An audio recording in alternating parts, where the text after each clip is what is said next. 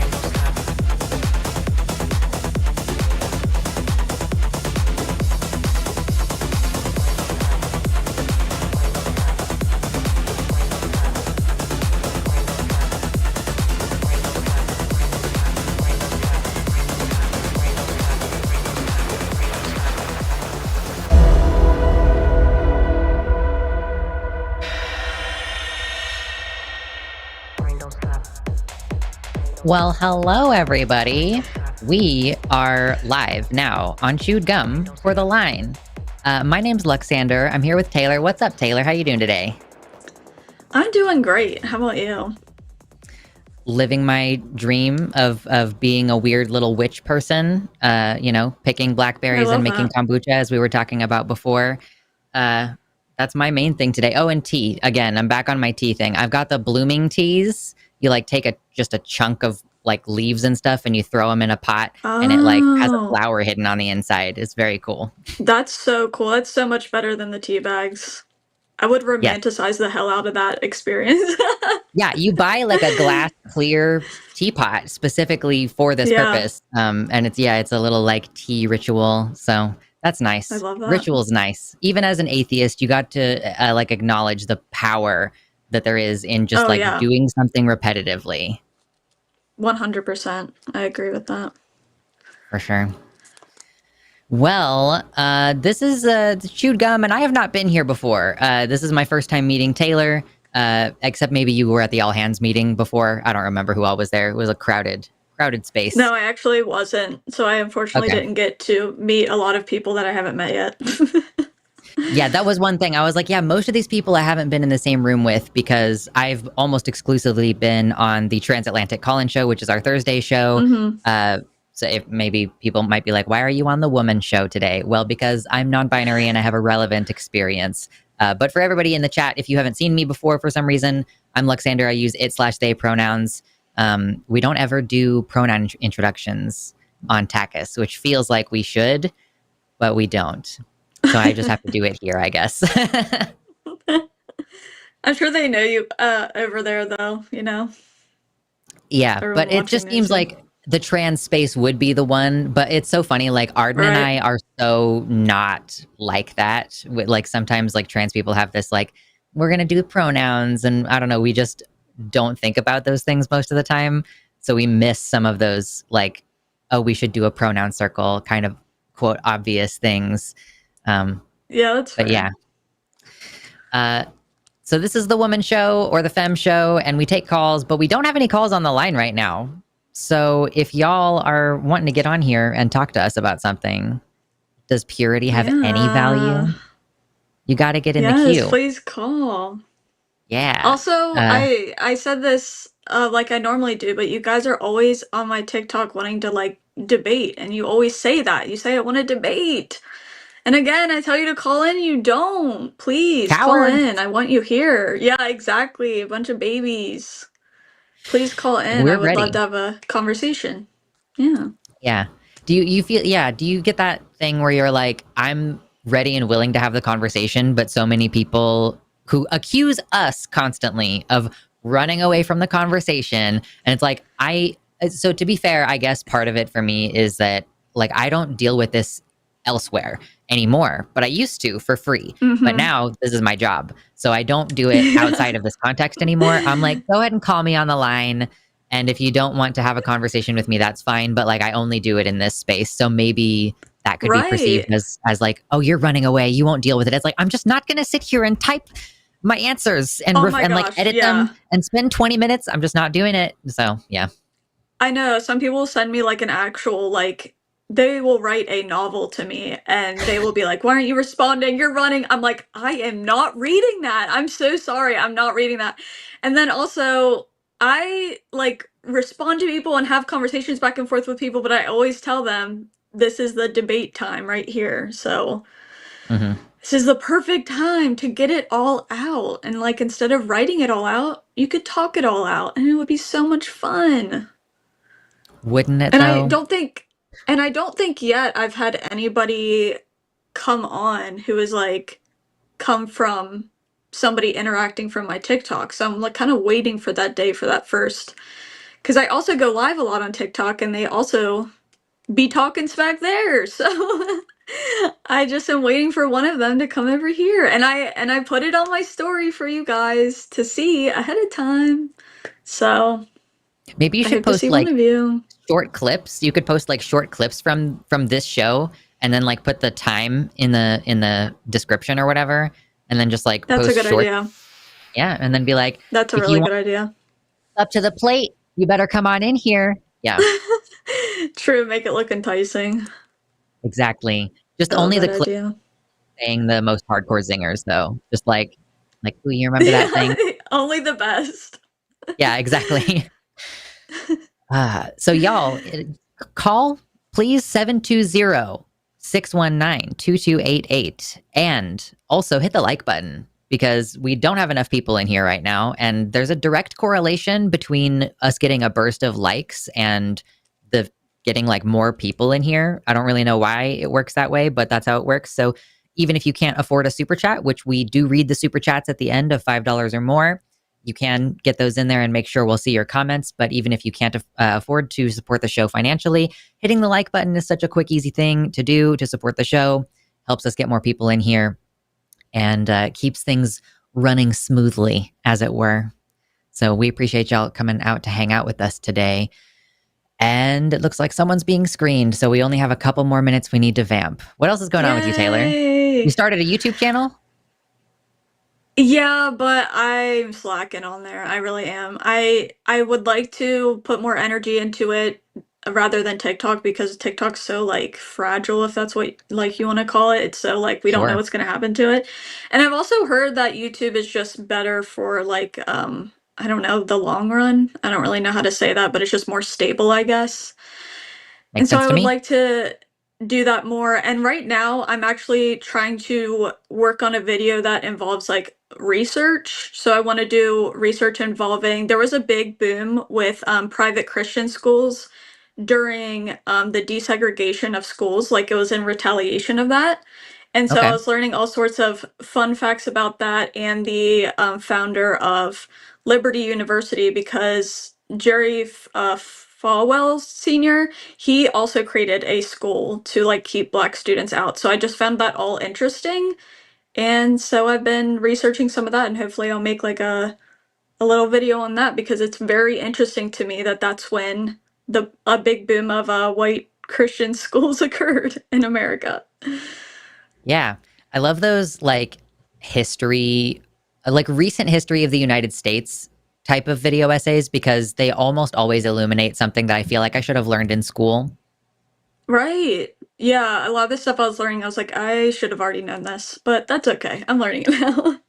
Yeah, we're just gonna start learning things and then spreading the knowledge. Like Mm-hmm. as you know, it's Exactly. like Philosophy Tube exists as a channel because she was like, they just hiked the prices on university, and I've decided to give away my philosophy degree. It's like so many people who Yeah. are just like, you just need to know things, so we're just gonna make the video. Meanwhile, I'm sitting over here like, I'm writing a video essay about Mulan, and I'm about to watch a That's slash cool. horror film because it's called They Slash Them, and I'll see what my opinion is on that and just And talk that's about a movies horror from now on. movie? Yeah.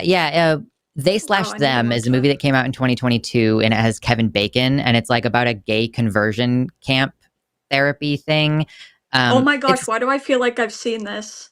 I Like think it was like in I the feel like I zeitgeist a few have. years ago. And the person's being like tortured pretty much, like in a chair, or am I I am not misremembering? I don't sure. know. I just know that it's supposed to be like a camp thriller, like the same like Yeah. Jason from back in the day, but like modern and a gay conversion camp thing. That's about all I know about Yeah, it. So I know what you I was mean. like, I'm just gonna give my first impressions on this movie, and then I realized that Peacock cost money, and I was like, dang, that sucks. They do, and now they cost even more, which blows. But you know, And there's no like 1 week. I'm like, give me a trial for a week because all I care about is this one right, movie. But they probably know that. They know that, and that's why they're not right, gonna give me. They're not gonna give me my free movie. exactly, Okay, well, we exactly. finally have somebody in the queue waiting. So if you're ready, I'm ready. Yes, I'm ready. All right. We are speaking to Andrew, he, him from New Jersey, is a theist who wants to explain why purity culture has value. Andrew, you are live on Chewed Gum with Luxander and Taylor. How's it going? How y'all doing, guys? How y'all been? Living Hi, the dream. Andrew. All right. You want me to explain why I think purity culture has value? Yeah, please lay it out for Yeah, us. sure. Well, I think it has value because I think it like when it comes to like overall, here's what I think. I think it has value because it has some of the best outcomes. You know, like for instance, Like what? Yeah. like virgins who get into relationships, they're just more likely to stay together. And they're more likely to get married too. Now, to be fair, after 1 or 2 partners, cheating does go up, but then at 5 or 6, they're more likely to stay together again. But anything over 10, they're more likely to cheat again. But the best outcomes are, people who are virgins and they stay together. They're more likely to have the best relationships and the best marriages too. What do you mean but by wouldn't best? that? Yeah. Sorry. I'm sorry? No, I mean, like, I just want to know how you're defining like the quality of these relationships. Like, what do you mean by they have the best outcomes? Do you mean like they don't get divorced as often, or there's less domestic abuse, or there's better like results in childbearing? Like, I don't know what you're talking about. Well, to start off, they're much less likely to cheat. That's number one. And 2, they have the best like marriage rates, so they're more likely to stay married in good marriages. Now, the impure culture, which is the more promiscuous culture, they're more likely to have STDs and disease and kids out of wedlock and stuff like that.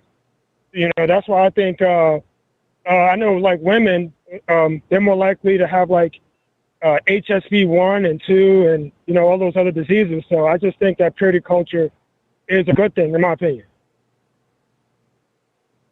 Did you want to jump in, Taylor? I was just gonna say you were kind of making it seem like one of the main important things to you is that people stay together in long-term relationships, but not everybody cares about that. Like there's people who are perfectly happy in all sorts of situations, or even people who are perfectly fine with divorce if they do take that route of long-term relationships. So, do you think that changes anything, Andrew, or? Andrew, Andrew, are you I mean, outside or something? like people, you can be happy doing Andrew, Andrew, all sorts of bad things. I mean, Andrew, there's people that are happy doing drugs. Andrew, Andrew. And, I don't know if he can hear you. Andrew, can you hear me? Can you hear me? Yeah. All right. Are you outside or something? Because we're getting a lot of background noise. Hello? Are you outside? Okay, I don't think he can hear you, Omargan. So we were just wondering, are you outside? Because there's something like wind or something in your microphone that's really loud. Yeah, they're working outside in my apartment again. Yeah, I'm outside. Can you hear me clear now? Yeah, it's Yeah. better now. Okay. I mean, just because I think people can be happy doing all sorts of things that's not good for them. Like, I guess you could say sleeping around is, good for some people, but in the long run, it's not good because most of the people that I know personally that sleep around, they end up catching something. I hear a lot of dudes complain about this, how some woman gave them something, or how especially when I was growing up. I know a lot of parents that had dudes coming in and out of the house, things like that. And I don't think those things are good. I mean, but I guess it might be good if you want to sleep around, I guess. But to me, that just kind of indicates that we just need more education on those things, because there are plenty of people who, you know, sleep with who they want and they get tested, and so does their partner or whoever they're with. So there are ways to avoid stuff like that, which is education. Do you agree? Yeah, I agree, but I don't think the most solution people to who that would sleep, be getting married. most people who sleep around, I've never heard of anybody who sleeps around not catching something. I've never heard of that. I mean, like, even in the porn industry, they all have high rates of herpes and all kinds of disease. I never heard like people who sleep around a I've lot. actually They never heard caught anything. I've actually heard the opposite when it comes to sex work.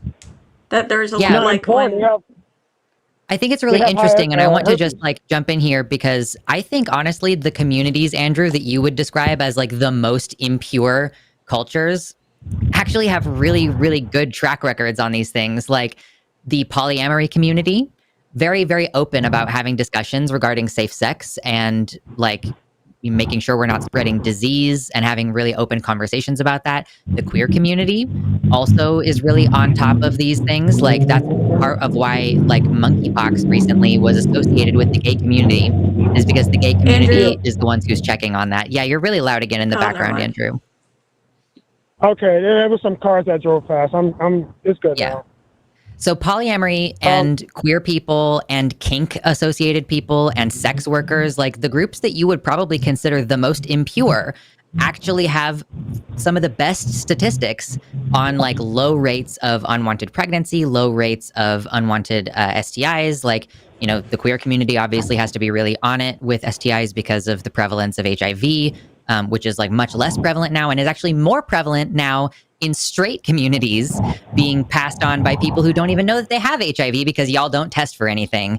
So I just think it's really interesting that there's this association between like impure culture and like sickness and like dirtiness, you know, like we refer to having an STD as being like unclean. But like the most morally impure people from your perspective are the least likely to have those kind of problems. Well, if you're both virgins and you stand together in a relationship, you literally can't catch anything. Like if both parties are, they get married while they're virgins, and they're not, cheating, how can they catch anything? You can't catch any disease if you're both faithful and married or whatever. But in Houston, Texas had a 150% STI rate. And the same thing happened in Atlanta Texas? too. You said Texas and Houston, Atlanta. Texas. So in Texas and Georgia, two states where they have gutted sex education. And in these states, there are higher rates of teen pregnancy. Like when we reduce education, that's when we see more STIs and unwanted pregnancies. So once again, as Taylor was saying, this is a problem of education, not a problem of behavior. There's nothing actually wrong with being sexually promiscuous. There is something wrong with being sexually promiscuous and not using barrier protection and not getting tested regularly. Not a behavioral problem. But these people know to use protection. What happens is that they don't like the feelings of protection. That's why. Like most dudes don't like wearing condoms. That's the problem. They all know. You know what's crazy is that I have had dudes tell me that, but I've also had dudes tell me that one time a condom broke on them and they didn't even know until after they finished. So it's like, oh, it feels so different. But if you don't even notice when you're in the middle of it, like I'm not believing this story that it feels different substantially. Like it's just silly. Well, no, yeah.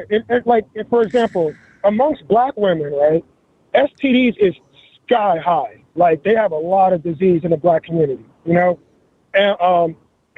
hear a lot of dudes talk.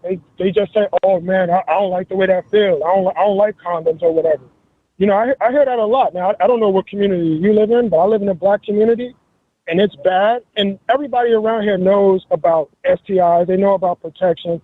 They know about all this stuff, but they don't care. They don't care about that. They just care about feel good. That's all that matters. What if we introduced the female condom and we started popularizing its use? Have you ever heard of the female condom, Andrew? I never heard of a female condom, no. So basically what it is it's a condom that fits inside the vagina or inside the anus. It can go either way, really.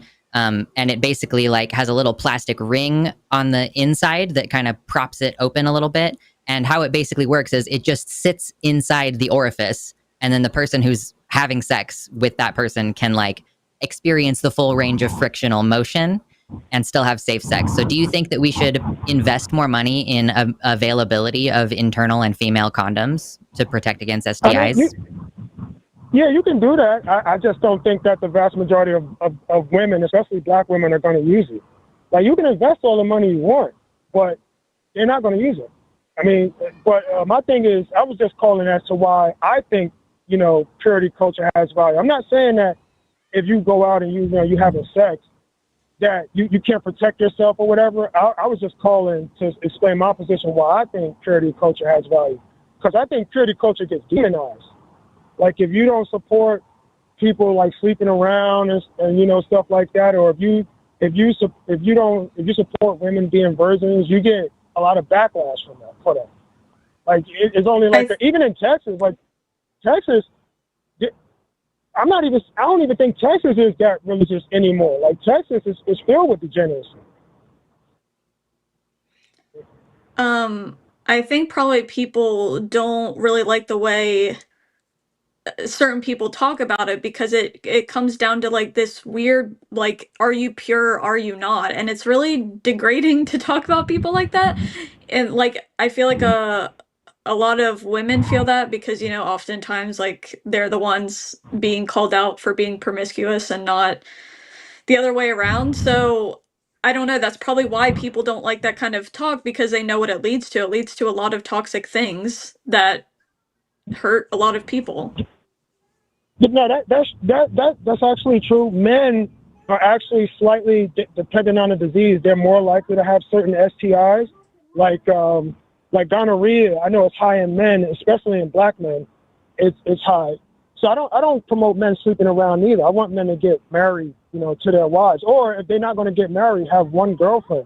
I'm not for side chicks and jumping around here and there. Like, I know people that did that. My father did that.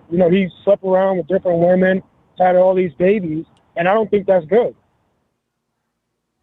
Well, okay, so I think that maybe you are not understanding kind of the question that we're asking, because like, I think there's a difference between saying avoiding having sex is a way to protect yourself from STIs and pregnancy. Like, that is a fact, and it is a fact that is presented even in the most comprehensive forms of sex education in this country.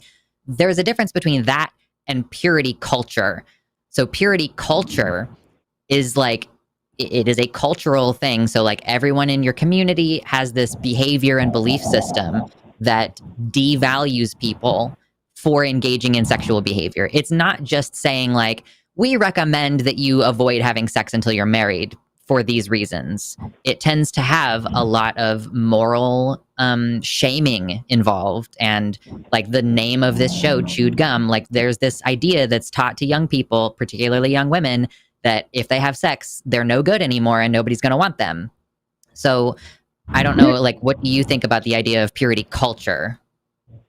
I agree with you on that. I agree that, in the purity culture, like in the more strict religions, not just people who self-ID as Christian or Muslim or whatever, there is a lot of shame in those religions, because they want to keep they want to keep purity, because that's just a religion.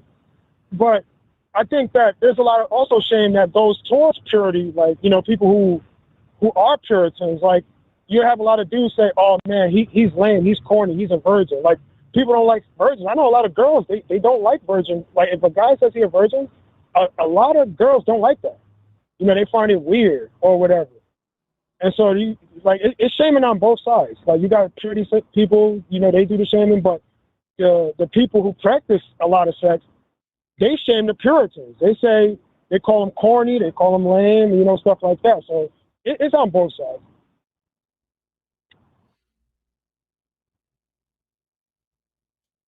Oh, Taylor, you might be muted. Oh, sorry. I There think you go. I know what you're saying, but the thing is, they're not in my opinion, they are not equally as harmful, because that purity thing that Christians teach, like purity culture, that impacts things like our laws, which take away like reproductive rights and stuff like that, and it affects sex education. And if your version of sex education is just saying that you should be abstinent, it doesn't typically work as well as if you give people all the information they actually need, which has been proven to like lessen, getting STIs or teen pregnancies. So I don't know. I'm not thinking that the solution to all this is getting married. I think if I think people would still do the same thing, but maybe in their marriages. You know what I mean? Like I just think it's better that people are upfront with it, like what they want to do. So, Taylor, you're for more promiscuity, so long as you believe that women are safe with, in your opinion. No, I'm for whatever people want to do. I don't care if people wait until marriage. I don't care how many people they want to sleep with. I would not like advocate for one way or the other, honestly. So you don't care if, if I guess if you had like a daughter and she's like, I just want to sleep around, I want to have fun, I just want to sleep with a bunch of different dudes, you don't like care about none of that stuff? My first priority would be educating my child, like to the best of my ability, and then, just kind of talking to them seriously about their risks and stuff, because depending on like what age, you only have so much control over your child. Also, I'm not a parent, so honestly, I can't talk much about that because I just have never been in that position. So Yeah, I mean, but yeah, that's that's why fair. I I remember think you said you didn't. but that's why I Go think ahead. that it should be in that's why I think it should be in public schools, though, like sex education, because then it doesn't matter. Like kids in public schools who don't have parents to tell them about that stuff can still learn about it and can still learn how to do it safe if they're going to do it. And a lot of times Christian parents push against sex education in public schools, which I think is a problem. So I mean, like, what kind of sex education are you talking about? Like, I think that everyone in this country knows that if you have unprotected No. sex, you can get STDs. No. Like, nobody knows that? There is so much misinformation when it comes to like how you can get pregnant or the spreading of STIs. I can promise you that. There's a lot of misinformation out there. I mean, even when I was growing up, they had sex education. I mean, like right now, Andrew, we're living haven't. through a conservative backlash where these things have been reduced. Like I'm 30, and when I was in school, I had really comprehensive sex education. Like I took a health class that was an entire semester, and we spent like an entire month on like an entire month of going to class, like 3 times a week on the human reproductive cycle and all these kind of things. But that is not the access to information that people have. And right now we are living through this world where, okay, it's being restricted in the schools, or it's opt-in only, and lots of parents are opting their kids out, and they're not educating their kids themselves because they feel awkward talking about these topics, or they just tell their kids, no, don't do it at all. And then the kids do it anyway, or they rush into marriages as soon as they turn 18, which is definitely a thing that I have heard people talk about. Like it's like from their religious background. Rhett and Link, the famous Good Mythical Morning guys, they talk about their relationship with their religion and with their wives, and how they came from this purity culture and they didn't have sex until they got married, and how dysfunctional that was for them as young people. So like that aspect of it, I think, is also a harm. And then like also, we now live in the day and age where we are restricting access to information just broadly on the internet, like the Kids Online Safety Act, where they're limiting access to this information. So teenagers are put in this position where they simply do not have the ability to get the information from anywhere. And like, the school's library is being attacked for having sex education materials in the public school library. So yeah, I don't know where young people are supposed to get this information in this day and age where we are actively restricting this information from them. Okay, fair enough. So what is it about, the sex and the reproductive the the reproductive system that you think kids don't know, or young adults don't know that they because most of the people I would figure that they knew about STIs and having kids if they have sex out of wedlock or whatever, or like if you're going to engage in sex. I've just told you that this information is being withheld from them, like actively withheld. This information is being taken away from them, and like many times, yeah, like in abstinence only states, they're clearly not being told that there are options for preventing pregnancy, or they would probably be using them. So like access to information is being limited. Access to condoms themselves are limited, especially as like nonprofits who normally provide those things are being underfunded or attacked for simultaneously providing support to trans people or something. Yeah, like I just don't see the value, and as Taylor has been saying, like in the solution to this problem is to get married. Because we don't actually I don't think we have good statistics on outcomes for marriages where you waited to have sex until you got married. I've heard anecdotally, and I can't rely on that as data, but I've heard anecdotally that it can be quite troublesome, or people end up getting divorced because they find out that they're sexually incompatible, or they rush into things, and they have a rocky relationship because they got married before the age of 20 years old. Like, I didn't get married before the age of 20 years old because of purity reasons, but I can tell you that that's a quite difficult thing to work through, even if you end up staying with that person long term. So yeah, I just don't think the solution is like get married and then no one will ever have STIs or unwanted pregnancies. Andrew, yes, ma'am. I just wanted to also point out, it's not like a bunch of people don't know that condoms are a thing. It's like specifics. It's like there are people out there who don't think you can get pregnant on your period. There are people out there that think pulling out is enough. There are people who think you can't get pregnant your first time. Like there's just like all these things, and a lot of them aren't true. And if they don't have any education on it, how are they're going to find out it's not true by something bad happening, right? Yeah, that's true. Yeah. I mean, if they don't, if there's a bunch of people out there that don't know that, the pull-out method, they don't know about the pregnancy and stuff. So, I understand your point. I guess I understand your point. Yeah, but I mean, I'm not saying that. I get what you're saying. Everything that you're saying is valid. I was just calling as to why I think purity culture, is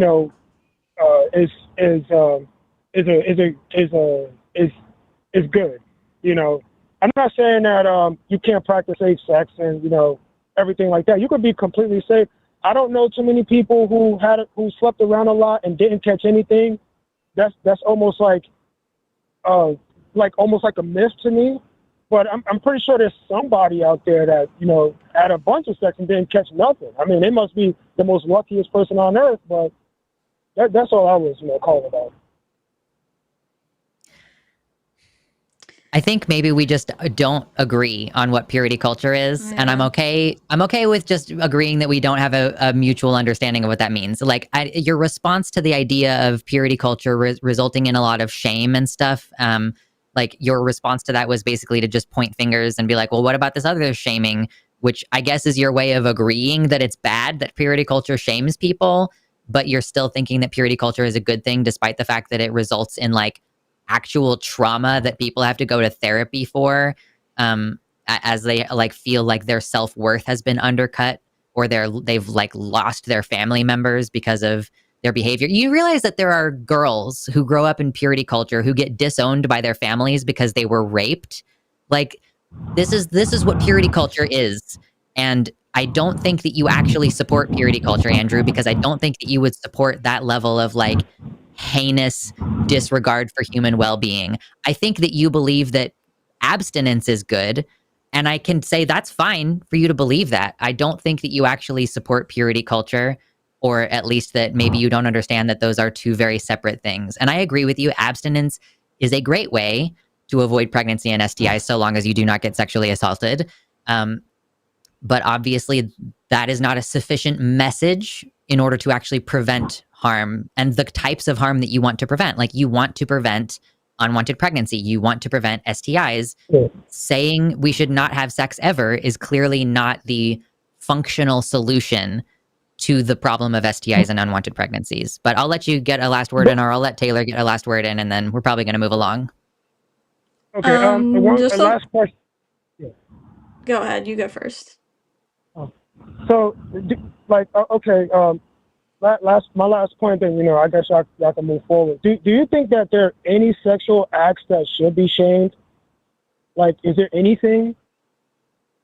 If it's Non-consensual. causing harm to another person. Yeah, sure.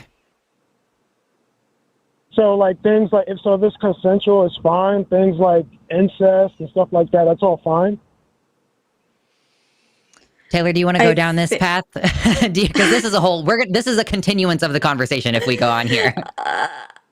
I don't think I want to go down that hole. I don't want to drag it out. I don't want to drag it out. I was just asking, like, is there anything I think, because I don't think there are unique situations where we could discuss the challenges to how to do things safely. I think with incest, it's difficult to have that be like a safe and fully consensual situation because of the myriad power dynamics that exist between family members.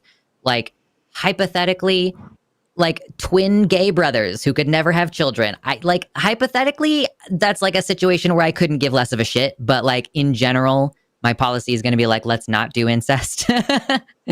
So like, yeah, but I think in many situations, consent is the big thing. And I think one of the main reasons people aren't obviously in favor of incest is because if they do happen to get pregnant and have a baby, it's, harmful in the long run. So it's not great. And they're doing that willingly. So that's not good. Well, what if they decide to do it and they say, we're not going to have no kid? Would it be okay then?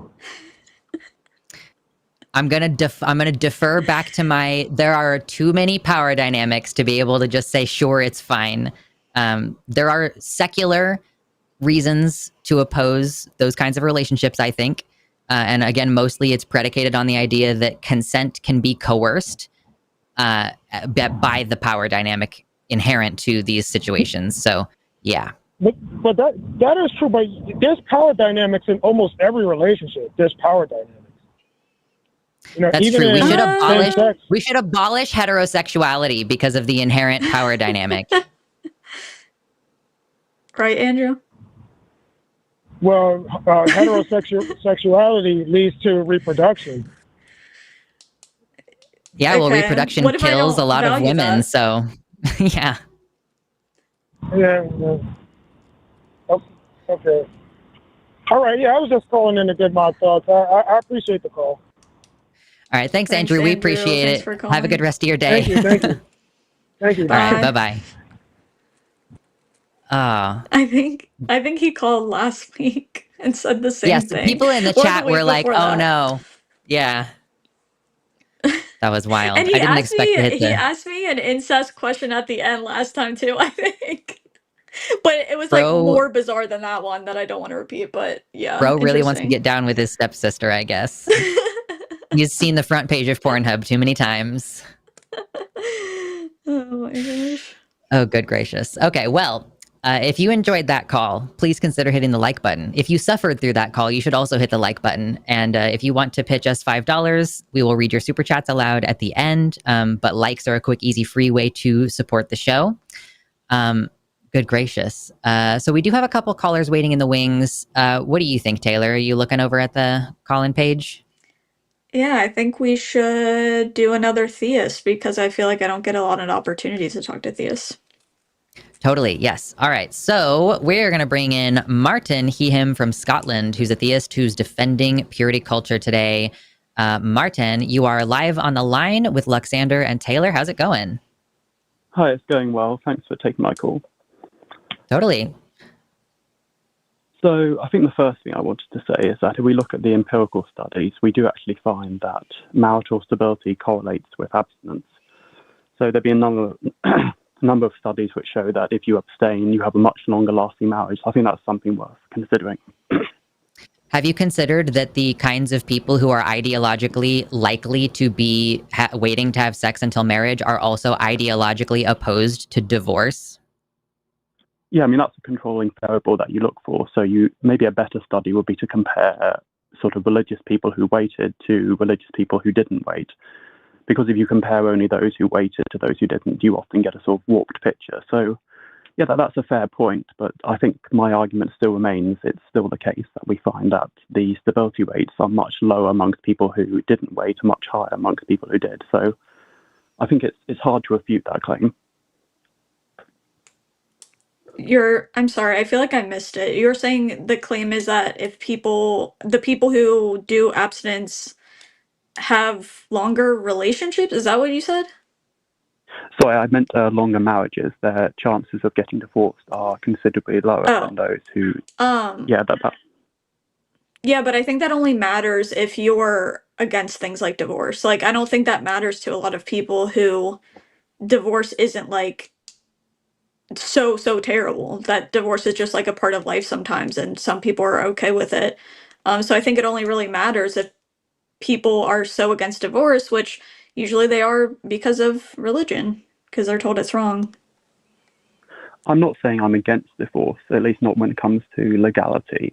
But I'm saying that, who gets married wanting to be divorced later on? We get married, hopefully, intending to be with that person for life. And also the effect on children, if there's a breakup, isn't going to be ideal. So I think that's something that people who are critical of purity culture should at least consider. I'm a child of divorce, and so is my partner, and we both agree that it was for the best for our parents to get divorced, and that staying in a family where our parents hated each other would probably have not been great for our development. And that is something that is true that many, many, many children of divorce say. They're like, yeah, we were aware that our parents hated each other, and then they got divorced and everything was like way better. So we're just like predicating the idea that a successful marriage is one that it lasts a long time. But like, how many people stay in marriages where they are unhappy because of things like, oh, we want to make it work for the kids, or we don't believe in divorce, or divorce is being restricted and limited, which we are seeing, at least in the United States, like people like making movements toward limiting the reasons people are allowed to get divorced, or just like some people are even floating the idea of making divorce illegal. So we can't necessarily base like our idea of successful marriages on the rate of divorce, not only because some people just don't care about divorce and don't think it's a social ill, but also because there are things that prevent people from getting divorced actively. Well, there are no sort of legal barriers that make it impossible for someone to be divorced in any sort of Western country that I know of. But it's still something that when you look at stability rates, you would consider. And I think it's data that people shouldn't just dismiss. So that's my sort of first argument. My second argument is that if we look at how people perceive each other, and I don't know if you've heard of the psychologist Dolph Silman. I don't think so. Mm-mm. No, he looked at sort of perception, and he found that people who were promiscuous cared much more about physical appearance. People who were abstinent cared much less about physical appearance. So to me, that's a strong reason for abstaining. That's a really interesting thing to say on the show where we talk about this from the female perspective, because the idea that caring about aesthetics is a bad thing is super fucking misogynist. But that's the point that I'm making. I'm saying that people who abstain care less about physical appearance. People who are yes, and you're saying that it's a bad thing for people to care a lot about physical appearance. You're correlating promiscuity, which you think is a bad thing, with caring about physical appearance, which you think is a bad thing. So that's two misogynies right on top of one another. How is it misogynistic to say we shouldn't care about people's physical appearance? Because the group that is talked about the most in that conversation is women. Like, women are constantly criticized. The Barbie monologue from the movie that just came out about how women cannot do anything right? Like, you wear not enough makeup and they say you look sick and you're not trying hard enough. You wear too much makeup and they call you a whore. Like, women are put in this situation where they have to perform femininity, and then they are punished for performing femininity wrong. And that caring about aesthetic and being promiscuous are both things which are negatively associated with and assigned to women. I think you missed my point. Could I explain it again? Sure. So the point that I'm making is that we shouldn't care about a person's physical appearance, be they a man or a woman. And I'm saying that lust or promiscuity causes you to do just that. Is that an argument you're able to refute? I mean, you're taking a value statement of your belief system and saying this is what society should be like. I do not share your values, that caring about aesthetics is inherently a bad thing. Well, okay. Can I ask you a question? Can I respond to that really quick? Everything you just said. Number one, I want to say that in a lot of, well, I don't know how you grew up, but in the religion I grew up and religion surrounding me or beliefs surrounding me, there was a lot of purity attached to staying thin, like for women, and staying attractive because it was seen as like virtuous to stay attractive for your husband. And I've heard so many Christians online say if you quote unquote let yourself go, you're sinning and being disrespectful to your husband. So there's a lot of that going on, especially if you look at Mormons, like in Utah. You can see that. It's like very clear. And I can't remember your second point that you made about So can I just and you were saying that if people are like more secular or not in religion, that they're more likely to like be objectify women and stuff.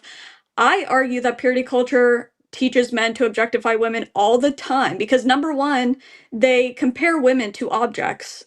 Like when they're teaching purity culture. So you're already objectifying them with that. And then on top of that, if they make seeing bodies and skin so taboo that they cannot just like look at a woman and see a person. They're constantly worrying and scared they're gonna stumble, sin, whatever you want to call it. So I actually heard this from a couple Christian men. They can't even go to the gym because women are wearing gym clothes and they think that they'll sin. That is them not being able to have normal interactions with women because they've been conditioned to think that their bodies, like it's just about their bodies and that they're a stumbling block and that they're this object. And I find that really concerning. So I kind of see it.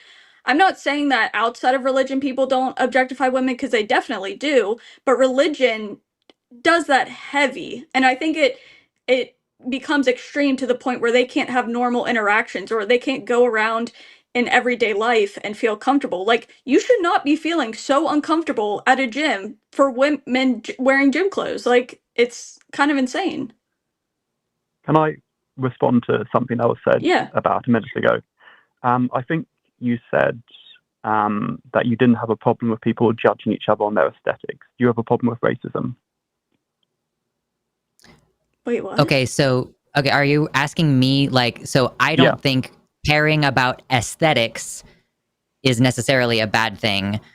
I do. That's a different question to is racism a bad thing and are like racially associated racism they're is not the same question. It's like a really bad faith conflation. Like I'm not saying that hold on. I'm not saying that the idea of European beauty standards is a good thing. Or I'm not saying like the idea that you should be like you should have a skinny waist and a fat ass is like necessarily a good thing for society. Caring about aesthetics is stuff like, to me, I am trying to develop a new sense of style. I got this new shirt from the thrift store and I'm really excited about it. And I've recently invested in some good skincare products and I pluck my eyebrows. Like caring about aesthetics is something that can completely exist on its own.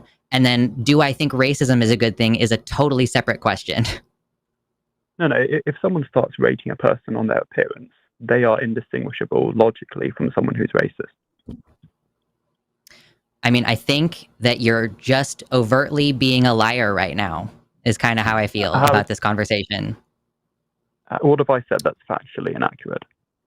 I mean, I think that you're misrepresenting your beliefs to me, because I think that there's a clear difference between caring about aesthetics, which is like a broad concept that can apply to indoor decoration and my Halloween lawn and whether my eyebrows are plucked. Like it's like a Venn diagram where there is a little bit of overlap. Like aesthetics does have a little bit of Venn diagram overlap with racist beauty standards, for example. Exactly. And there is an in-between area where they overlap a little bit, where this idea that you should have a skinny nose is prioritized because that's a white feature, and having your eyes be a certain distance apart is like a prized feature because of ableist reasons. Like, yeah, there is an overlap there, but I think that it's really, really, really untrue to conflate them as though they are the same thing in all situations. No, so racism is a subset of beauty-based or physical appearance-based prejudice. So if I care about a person's height or their eye color, and someone else cares about pigmentation, we're both engaged in what's called prejudice. I mean, like, okay, so you sure.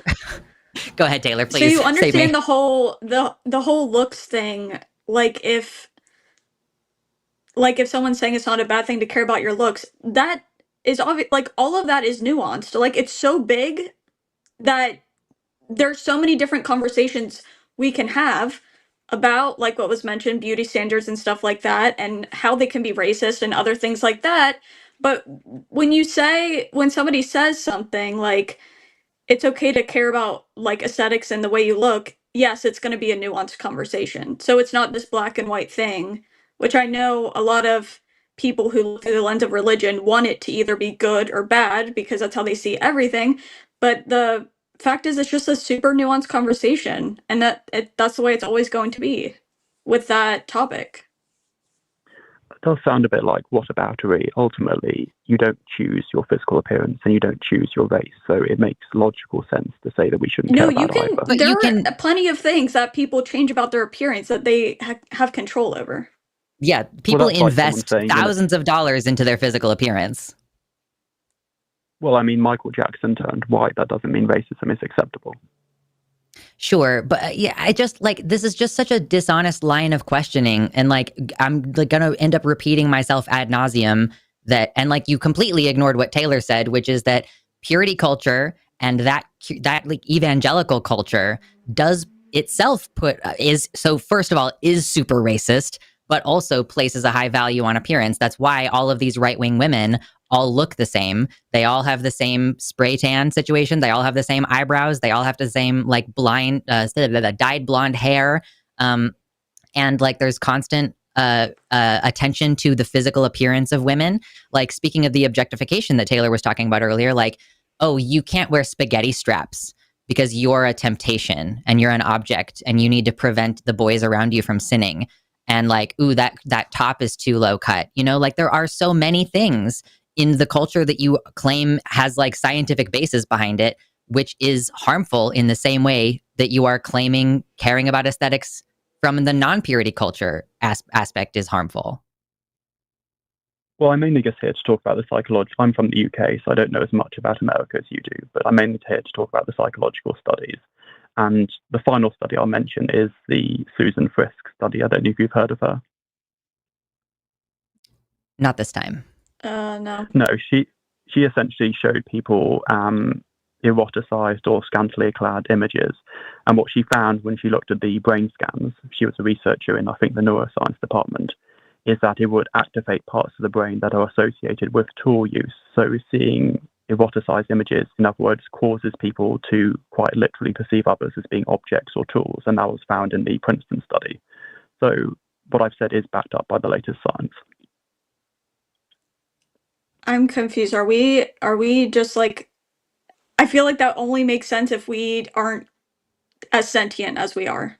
Like, does that make sense? No, these are brain scans. This isn't just like hearsay or my opinion. These are brain scans which look at people. That brain scan is not saying that we have to like objectify people in general, or that we are. I feel like that's a misrepresentation of. Like, are we against sex in general? Like if okay, so I've been married for almost 16 years, or I guess no, together 16 years. I've been married almost 13 years, and I sometimes send my partner saucy pictures. If I do that, does that mean that my partner is now psychologically and neurologically like objectifying me in a way that is harmful, or in a way that indicates that marriage is bad, or that we shouldn't have a saucy relationship where we send pictures? Like, I don't know what the end point of the argument is. Well, I haven't seen any brain scans of your partner, but obviously within the confines of marriage, you're not encouraging yourself to view others in that particular way, and it's acceptable in marriage to be. Hold on. I think that's arbitrary. I think that's arbitrary. I think if the point is that it's objectifying and that you think objectification is bad, then you have to be against me sending nudes to my husband. No, but that's only one person, though. That's just you and your husband in a stable relationship. And how many people were in the study that you brought up? Sorry, Taylor. No, go ahead. How many there's people were in that also study? the Scientific America study from Princeton that had, let me just check, 21 only male subjects. Oh, okay. That sounds representative. Well, this is a University of Princeton study, so it's not just like some internet comment that someone's decided to dig Sure, up. but It's one study an is Ivy one League. study. And also, what is the An Ivy harm? League. Like, what is the point of bringing up that objectification sometimes happens when we're looking at people? Like, what's the harm? What are you trying to prevent? The harm is that it alters the way that you perceive others, and it found that essentially these images activated the areas of the premotor cortex, the posterior middle temporal gyrus, it's hard to pronounce, and it essentially affected parts of the brain associated with tool use, so it was causing people to perceive others as objects. That's what Frisk found in their studies. Okay, so that is not related at all to promiscuity. And what It is are we related. saying that married men don't have that happen? Like, if they watch porn online or if they see other women, I'm genuinely confused how marriage changes any of that. No, you see, it's okay for husbands to objectify their wives because they are the owners of property in that situation. No, you shouldn't objectify any person, but within the confines of marriage, it's absolutely fine to have a loving, healthy relationship. But not one that includes sending nudes, because if my partner sees nudes of me, the parts of his brain that say that's an object are going to light up, and that means that's bad for some reason. Well, like, that's what you have communicated so far. No, I've mentioned a University of Princeton study where the men who were being shown these images didn't actually know the people in question. You and your husband obviously know each other and you love each other, so that's different. Okay, so what I'm gathering is that this is a very limited scope study that tells us nothing about promiscuity. It tells us nothing about whether purity culture is a good thing, because me seeing pictures of someone is also not the same as me being in the same room as them and having sex with them. Like, so for you to say, well, your husband loves you and therefore the parts of his brain that go, that's an object, wouldn't light up. It's as irrelevant to the topic of promiscuity. Well, our brains haven't necessarily evolved to understand the difference between what we see on a screen and what we see in real life. You know, for most of human history, we haven't had cyberspace or advanced technology. Our brains have evolved to see images and to react as if they were real, because for, 300,000 years, humans have not been living with screens. So it's likely that the effects will be the same neurologically. I mean, you can just make assertions and go and say, yes, that supports my belief. Yeah. I mean, yes, in this situation, speculation and assertion are the same thing, because you are using your speculation to reify your belief system. No, I'm looking at research from an Ivy League university and from qualified psychologists who are able to speak about a topic, and I've provided empirical research to back. You've named one study that doesn't have anything to do with promiscuous behavior. No, it doesn't have anything to do with engaging in promiscuous sex. It doesn't have anything to do with polyamory. It doesn't have anything to do with one-night stands. Like, I can confer no information about how having a series of one-night stands or a series of casual relationships or even a loving relationship that lasts for 2 years and then I do that 3 more times before I find the person I want to marry. Like, one study of 21 males does not tell me anything about the value of purity culture or the value of abstinence-only sex education or like the value of marriage. Like, you have failed to substantiate any of your values here and like why we should care about those things, or like what is wrong with the parts of your brain that see an object lighting up when you watch porn is like a bad thing. No, when you encounter a study that you don't like, that goes against your preconceptions, you are likely to push back hard against it and to try to dismiss it. And this is true if you're on the left or the right, if you're religious or non-religious. People have confirmation bias, and so I've given a study that doesn't back up your preconceptions, and you're pushing back against it for that reason. I'm saying it doesn't say anything that you're trying to say it says, or that it doesn't reify your opinions about like this is a social good or a social ill. I fail to see the connection and you're not drawing it. When I tell you that you're not drawing the connection, you're just telling me that I don't agree because I don't agree. And it's like, I don't agree because you have yet to draw a meaningful connection between this one study of 21 individuals and the idea of casual sex. So I do also have a study from Poland that did look at people's perception, and it found that men who were promiscuous were much more likely to judge people on their physical appearance. I don't have the study off the top of my head, so I would You have have to go still and find that failed one. to identify why that's a bad thing either. You're retreating to a Can point I- you've already made, and you failed to No. justify. Okay, so suppose I phoned up and I said, you can't justify that racism is wrong. How would you respond? So I'm cornering you on something that you refuse to elaborate on, and then you retreat to the racism point again. This is called a Mott I and can Bailey elaborate. argument and shifting the This is me goalposts. elaborating. This is a dishonest conversation. No, I am elaborating. I think we don't choose our physical appearance, so we shouldn't be judged on it. It's quite simple to understand. Physical appearance is things like, when was the last time you took a shower? Like, how greasy is your No, hair? that's hygiene. How Yeah, that's gnarly are hygiene. your teeth? That's aesthetic. No, it's hygiene. Whether your hair is washed or not is aesthetic. And like whether your eyebrows are shaped good is aesthetic. And whether you've recently moisturized is aesthetic. Well, that's cleanliness. You can care about cleanliness. That's got nothing to Do you not Speaking think of people racism, have dude. to, Oh my God. Please, Taylor. Do you not think people have to be attracted to each other to get married usually? Like, I'm confused. Because You can be you're saying attracted it's like because always, of personality. but you're saying it's always a bad thing to not be attracted to them physically? I don't understand. No, I'm saying you shouldn't judge people on their appearance. That's a fairly simple Well, argument to understand. that's always going to happen. That's a very human thing, especially when people are picking It- other people they want to spend the rest of their lives with. That's kind of unreasonable to say that they shouldn't ever judge their appearance. They're going to. So suppose I said racism is always going to happen. Well, why is it such a bad thing? Just relax I am about it. going to move on from this call if you don't stop retreating to the racism bullshit, because like, you know that your position is indefensible, and the only way you can defend it is by going to something outrageous like racism, when that's clearly not the topic. Like, if you want to have a really interesting, nuanced conversation about white beauty standards and the fact that Black people have to invest so much more money into their appearance because their appearance is associated with cleanliness, like, it's a big deal in the Black community for them to have to look clean because of their previous status as slaves in my country. So like, yeah, sometimes there is a really interesting conversation to be had about aesthetics as it relates to race and aesthetics as it relates to hygiene and cleanliness. But it is dishonest for you to keep retreating to that place when we are not having that conversation. I'm not trying to retreat. I'm trying to use what is essentially a reductio ad absurdum argument where we talk about the equivalence. But if you want to cut off the call, I'll avoid talking about race at this point. Yeah, I mean, I just don't think you understand how completely unrelated that is.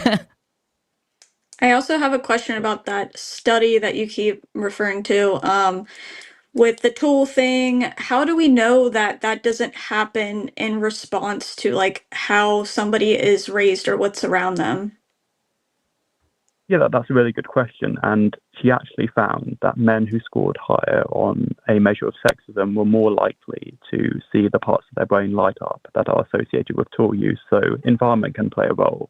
You know, if you have two people being shown identical images, they may react in different ways to it. So then that's a valid concern. Okay. I feel like so you are saying that it could be that they were raised to see women a certain way and that's why their brain lit up, or no? Yeah, I think that's true. But that's accurate. Couldn't purity culture cause that? At least somewhat? Well, So purity I in the guess I sense just of- don't I guess You I just don't mentioned that understand. What? Yeah, you mentioned that purity culture can sometimes engage in objectification, and that's wrong. But that doesn't mean that all forms of purity are going to do the same thing. What does purity culture mean to you? Again, with our previous caller, it's like there's a difference between being pro-abstinence and being part of purity culture, which like maybe you have a totally different perspective on this because in Scotland, you don't have an evangelical right wing that is overtaking your government right now.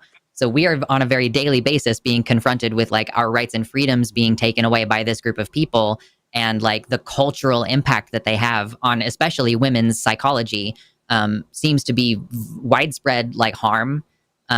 So maybe we're just operating from a different basis on what we understand purity culture to be. So what does that generally mean to you when you are like thinking about purity culture as a good thing?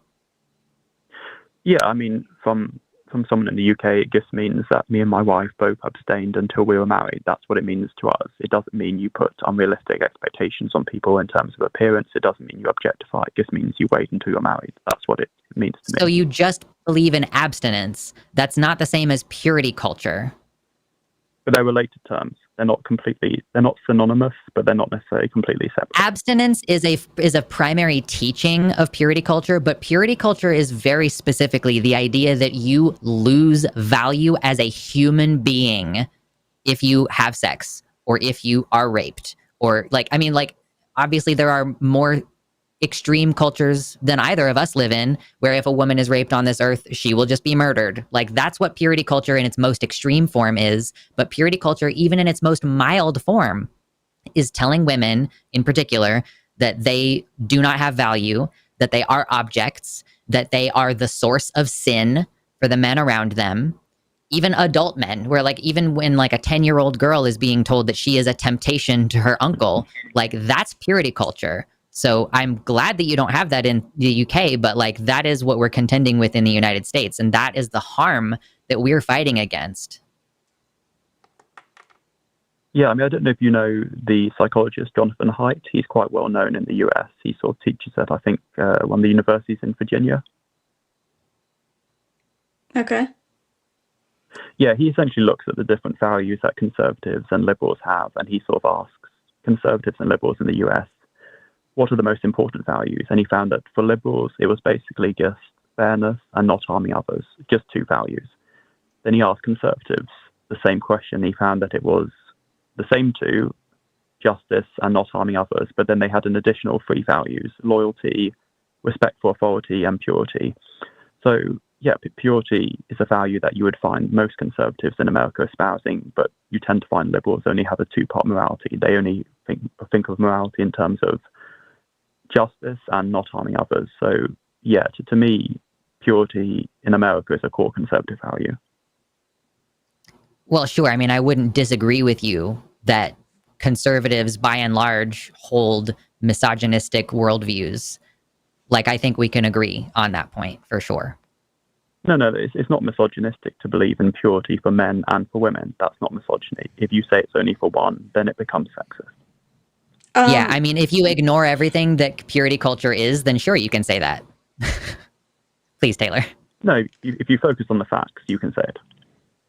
I think even if it were equal, which it never, ever is, I don't care what country you're in or whatever, it just never is when it comes to purity culture. Even if it were equal, it's still causing harm in different ways. You're telling people that basically, at least the purity culture I have seen be taught, that, you're a lock or that gets opened by any key, or you're a ripped up piece of paper. Basically, you start to lose your value when you sleep with somebody. That's a pretty harmful message. And I also want to say, when things like sex are shamed, it gives abusers more of a green light, because the people are afraid to talk about assaults and stuff like that. That's why people say purity culture, encourages SA culture or whatever. It's because a lot of times when that kind of narrative arrives, it protects those people, because it's so shameful that nobody's gonna come forward with something that might have happened. Yeah, that may well be true. And to bring up the other researcher who I mentioned earlier, Dolph Silman, he found that exposure to pornography significantly reduced a person's level of sympathy for the victims of sex crimes. So there is also evidence that pornography exposure reduces the likelihood of people showing sympathy and concern for victims. That's a correlation. I'll give you a correlation. I'm not going to give you the direction of causation though. No, he surveyed he used a two-part study where he had two groups of people, and he found that the group who were exposed to pornography were significantly less likely to show sympathy and concern for the victims of rape compared to those who had not been exposed. So it's not just correlation. What does that have to do with casual sex? It has to do with, you mentioned earlier, the damage, the so-called damage of purity culture. I'm mentioning the damage of things that secularists are more in favor of. Well, but what's the actual harm? Like I can demonstrate, like, people are like in therapy. I can demonstrate, like, people who stay in abusive marriages because of their purity culture beliefs. Like, I can demonstrate physical harm, and you are just saying, like, well, porn makes people objectify people, and I'm like, okay, well, can you draw a line between that and like increased rates of domestic violence? Can we draw a line between that and like an increase in sexual assault? Can you understand the frustration with like me being able to demonstrate the tangible harms of purity culture and you kind of drawing like more abstract correlations and claiming harm when there is no physical harm? Well, I can provide evidence for physical harm from the Dolph Silman research, but in terms of purity culture, would you say a man who's exposed to that is more likely to commit crimes or less likely to commit crimes? Exposed to what? Purity culture. But if a man is exposed to purity culture, is he more likely to commit crime? Well, I have no idea, but I do know that a lot of people, a lot of men in church have access to very vulnerable people without and they like have parents connections around in their or anything communities. else. Like, are they more or less likely to be prosecuted for a crime is another question. Mm-hmm. Yeah, I mean, I don't know. I haven't seen the research on people who have been exposed to it and their likelihood of committing. I was just wondering if you had any ideas or thoughts on that. I mean, yeah, I haven't seen any research on that subject specifically. It's not like I'm not necessarily asserting an increase in crime. I guess I may have cited something that was an increase in crime in the sense of like domestic assault is a crime. But it's more along the lines of like the cultural harm, the social harm, like women who are struggling with feeling a sense of value, even though they've been married for 20 years. And like, how did they teach their children and figuring out how to pass on like the good message of abstinence is a good idea without instilling in their children, boys and girls, the idea that women are less than, which like, I understand that you can just like sidestep that and claim that it's not an integral part of purity culture, but it is an integral part of purity culture that women are temptresses and that women are the ones who are responsible for male indiscretions. Like when men have sex in purity culture, that is blamed on the woman. When women have sex in purity culture, when women are raped in purity culture, they are blamed for the actions of men. And so like you can just claim that it isn't inherently misogynistic, or you can claim that the standard applies equally to men and women, but it just simply doesn't. Mm-hmm. You know, I agree that the answer to bad forms of purity isn't no purity at all, though. I mean, I think the where we differ is that I believe that you should give people full education on the full gamut of possibilities and be realistic with them. So like, I think you can be realistic and tell kids and teenagers like, yeah, abstinence is a great way to protect yourself from STIs. You might still want to be on a form of birth control just in case somebody decides to sexually assault you. And if you decide to have sex, here's how to do it safely. And here's the emotional harms that can come from having sex too early, or like, here's the emotional harms of getting married as soon as you turn 18 because you're so desperate to have sex with somebody. Like, I think that you can provide people with the resources and education to make the best decisions for themselves. And if that means having sex with somebody when you've just been dating them for a year, and then you like are cohabitating, and then maybe you get married or maybe you don't, and you have a relationship, like, I don't think there's necessarily a harm to just letting people make that decision, or even if they want to have casual sex, or even if they want to become a sex worker, so long as they're doing what they want to do in a consensual context with all of the safety measures that can be provided for them. Like, I think that you and I agree that people should be allowed to make whatever choices, and that shame is probably not the best way to go about causing them to make the choices that we want them to make prescriptively. Yeah, within reason. I mean, you know, sex work is obviously contentious, and a lot of countries, particularly the Nordic countries, have moved towards the model where you outlaw the you outlaw the buyer but not the seller, and that's been shown to actually be the most effective model at reducing the overall.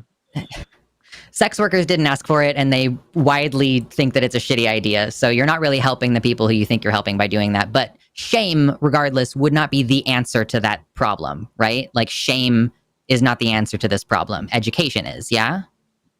Yeah, but I mean, when you say sex workers didn't ask for it, obviously some people who have formerly been in that industry did actually support the Nordic model, and it was voted in Canada as well. So we have places that are very socially liberal that still support it as a model.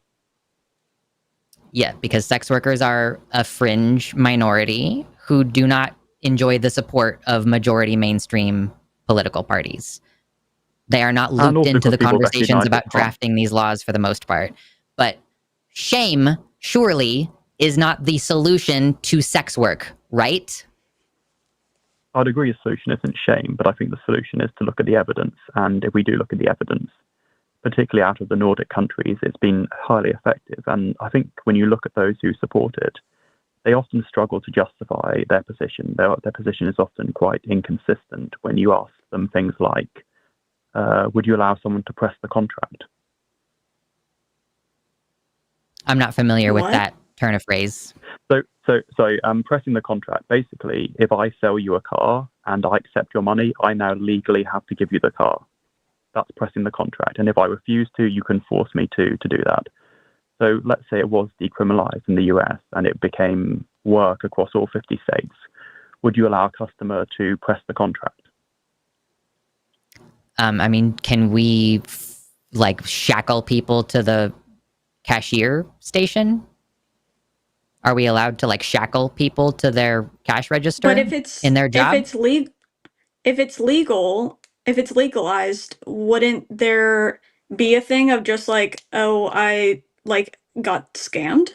Wouldn't that just be the same thing? Well, no, the point I'm making is I don't think it's... No, I guess the point I'm making is that you would never force someone to provide those services, even if they had accepted their customers' money, and that's why I don't think you should simply. They would have to give it back then, and there would be laws in place that they would have to give the money back, or they would.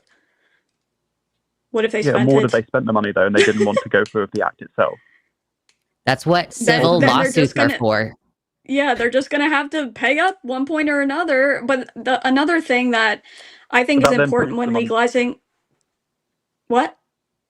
Yeah, I was going to say that then puts them under pressure to either go through with the act itself or give back the money. So it's gonna put you under pressure when you start scamming people. Yes, you are gonna be put under pressure. Maybe you just shouldn't scam people then. It's just like any other kind of service. If someone says they're gonna do a service and they take your money, yeah, they can't force you to do anything, but then they deserve their money back.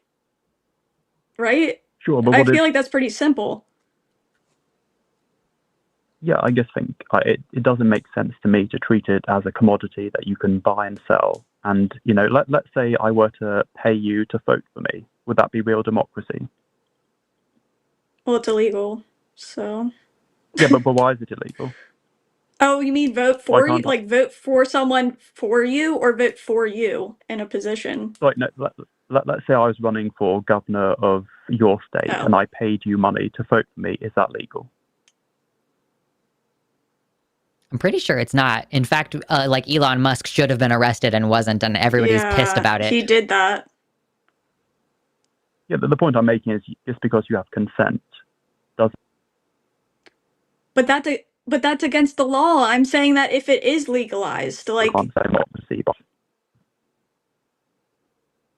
Sorry, you cut out. The connection got real garbled for a second there. Martin, are you still with us? Yeah, I am. Yeah, so I just meant if you care about consent, you shouldn't allow people to buy and sell something because ultimately it jeopardizes consent. Like if you were going to pay someone to vote for you, it wouldn't be real democracy. There's a lot of things people pay for that you're consenting to doing. So I don't understand that framework. That's true, but as with I bet if I go and get a pedicure right now, the lady who's giving me the pedicure is not psyched to be touching my feet. She's accepting money for a service. If I have a fungal infection on my foot, she can refuse me service, and then I get my money back. Yeah, that's all true, but forcing someone to touch your foot is considerably different from a sex crime in that we have more of a motive to stop unconsensual sex than to stop someone unconsensually touching our foot. I think what you're saying is that you support robust legalization for sex work with protections on the consumer end and on the worker's end. Because in order to prevent abuse, something model needs to be legalized or at least under the purview. Like, yeah, I mean, the Nordic model, like, cool. We end up in a situation where we can't screen our Johns because they're afraid of being arrested. Like, it's not ideal. Actual sex workers who are presently in the industry have indicated that this is not the way to protect them. It is not the protection that they desire. But regardless, like, we've kind of got off on the weeds a little bit. I still think that this is getting away from like purity culture, which is like purity culture means women who have sex are dirty. Women who have sex don't have value. Men who have sex, we don't really approve of it, but it's kind of not a big deal. Like, this causes problems within marriages. This causes problems for individuals who then have to go to therapy. Like, again, I don't disagree with you that abstinence is an effective way to protect yourself from certain things. But like purity culture, this telling people that they are impure if they do a normal human behavior is just like, it's pointless. Like, I don't understand why we do this to people. It's just pointlessly harmful. Yeah, I mean, I think it's pointless for people who are religious to not believe in forgiveness and to not believe that you can change. But I still think, broadly speaking, for me, in my life, purity makes sense. Okay, I mean, I hope that you're not in any kind of leadership position with young people if you're like, purity specifically is still a good thing. Because again, purity specifically is different than abstinence. Purity specifically is an ideology of shame and devaluation. So if you think that that's a positive thing, I think that we simply disagree about what comprises social ills. Sure. I mean, a person could be a nutritionalist without shaming people who eat bad food. You know, you could talk to people about the science of healthy eating without shaming people, and likewise. You could talk about the scientific studies I've mentioned about Dolph Silman, about Susan Frisk, and all those researchers without seeking to shame people who make bad decisions. But saying the word purity already shames people. And saying the phrase bad decisions, you're saying, oh, it's bad to judge people for their aesthetics. Well, it's bad to judge people for their sexual behavior. And bad decisions for their sex. Like, sorry, but that's why purity culture sucks, is because you think you're going to assert a value position on on a morally neutral human behavior. Yeah, and if you're naming something pure, if you're saying something like is purity, then you're saying if you do something that you should be ashamed of it because you're no longer quote unquote pure, right? Yeah, you're unclean now. You're soiled that's or sullied. Natural. Well, you can call something a bad decision without necessarily shaming people. Let's say I mentioned something like air Not purity with words or like pure and purity, you can't. It's still a moral judgment. You're passing moral judgment on people's behavior. And why is that wrong? Why is it wrong to pass moral judgment on other people's behavior? Because it results in psychological harm to those individuals. I would say that we shouldn't judge people for being judgmental.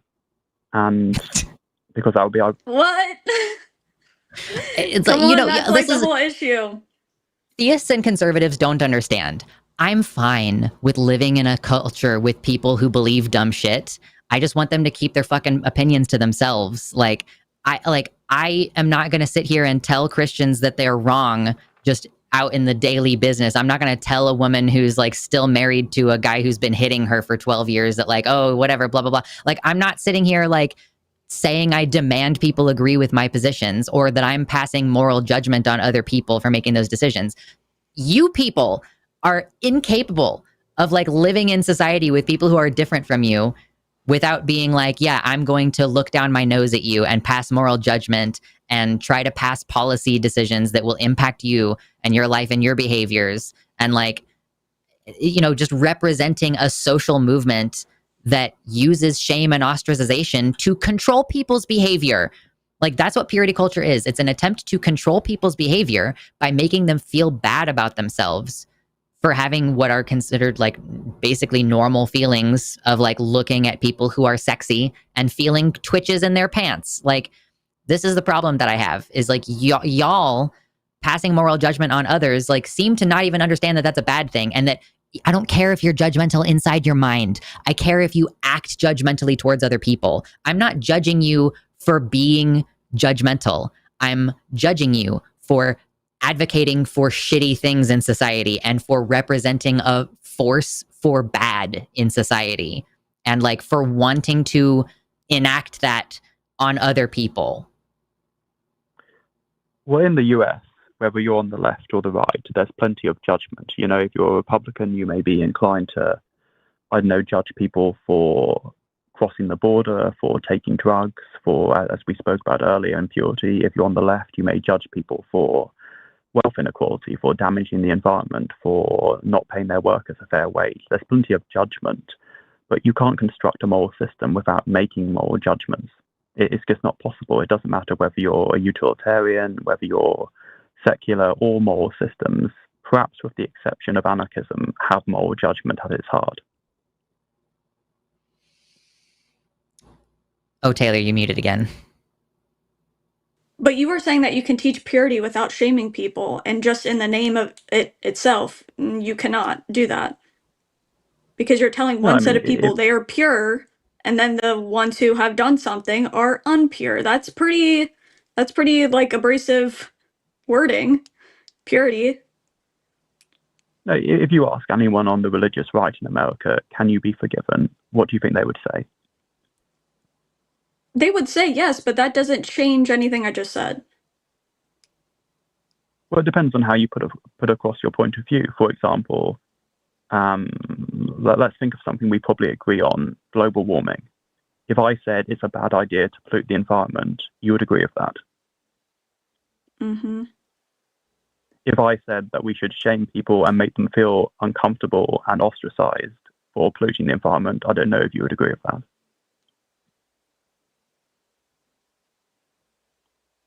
I don't. I mean, I just think there should be laws surrounding it. I feel like that would solve that, or at least help. And those it's not going to laws solve represent it. judgment.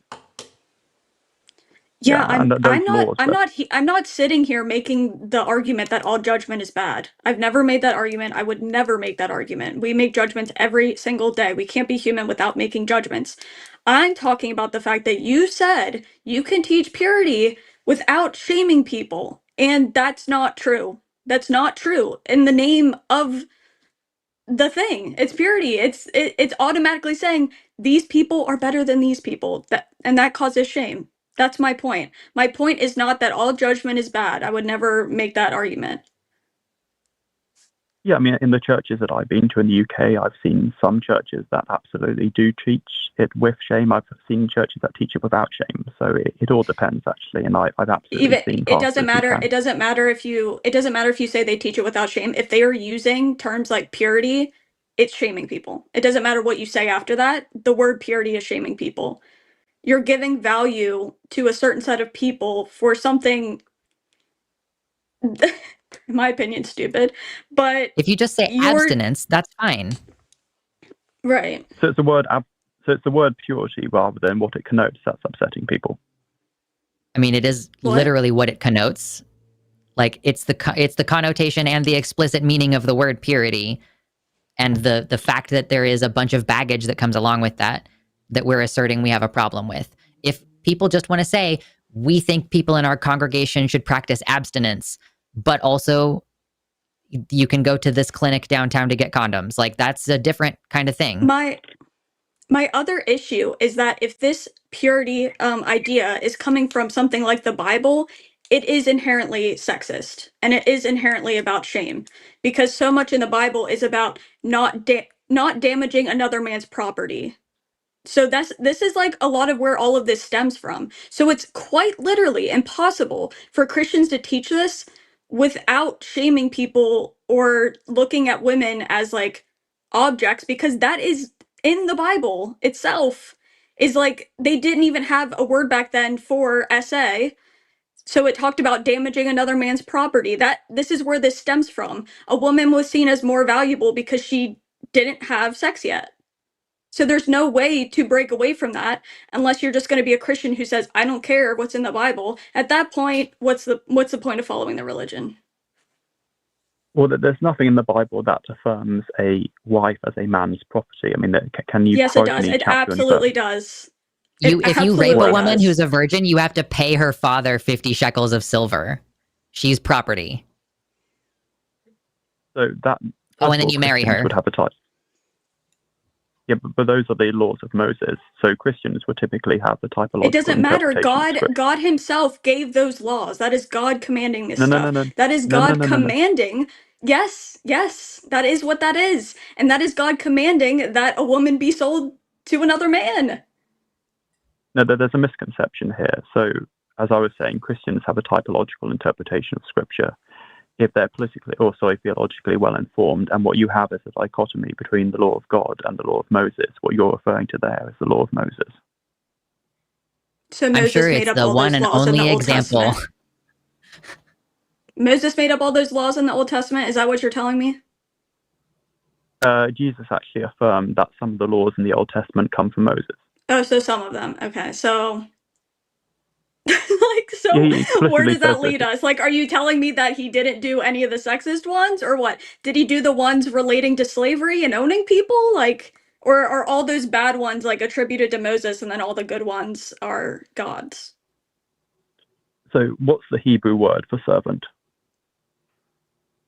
It's the word eved. It is the word eved. Now, what's the Hebrew word for slave?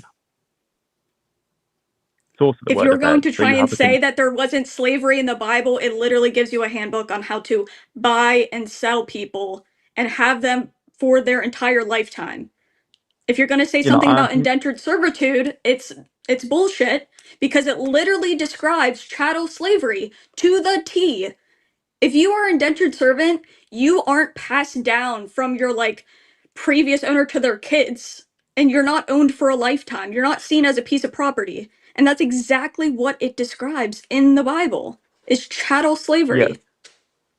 So Peter Williams, who's a Bible scholar at Cambridge, he actually devoted an entire lecture to debunking a lot of these claims, and you can find it online. So there's nothing to debunk. There's nothing to debunk. It's so clear. There's just nothing to say about it. That's what it describes.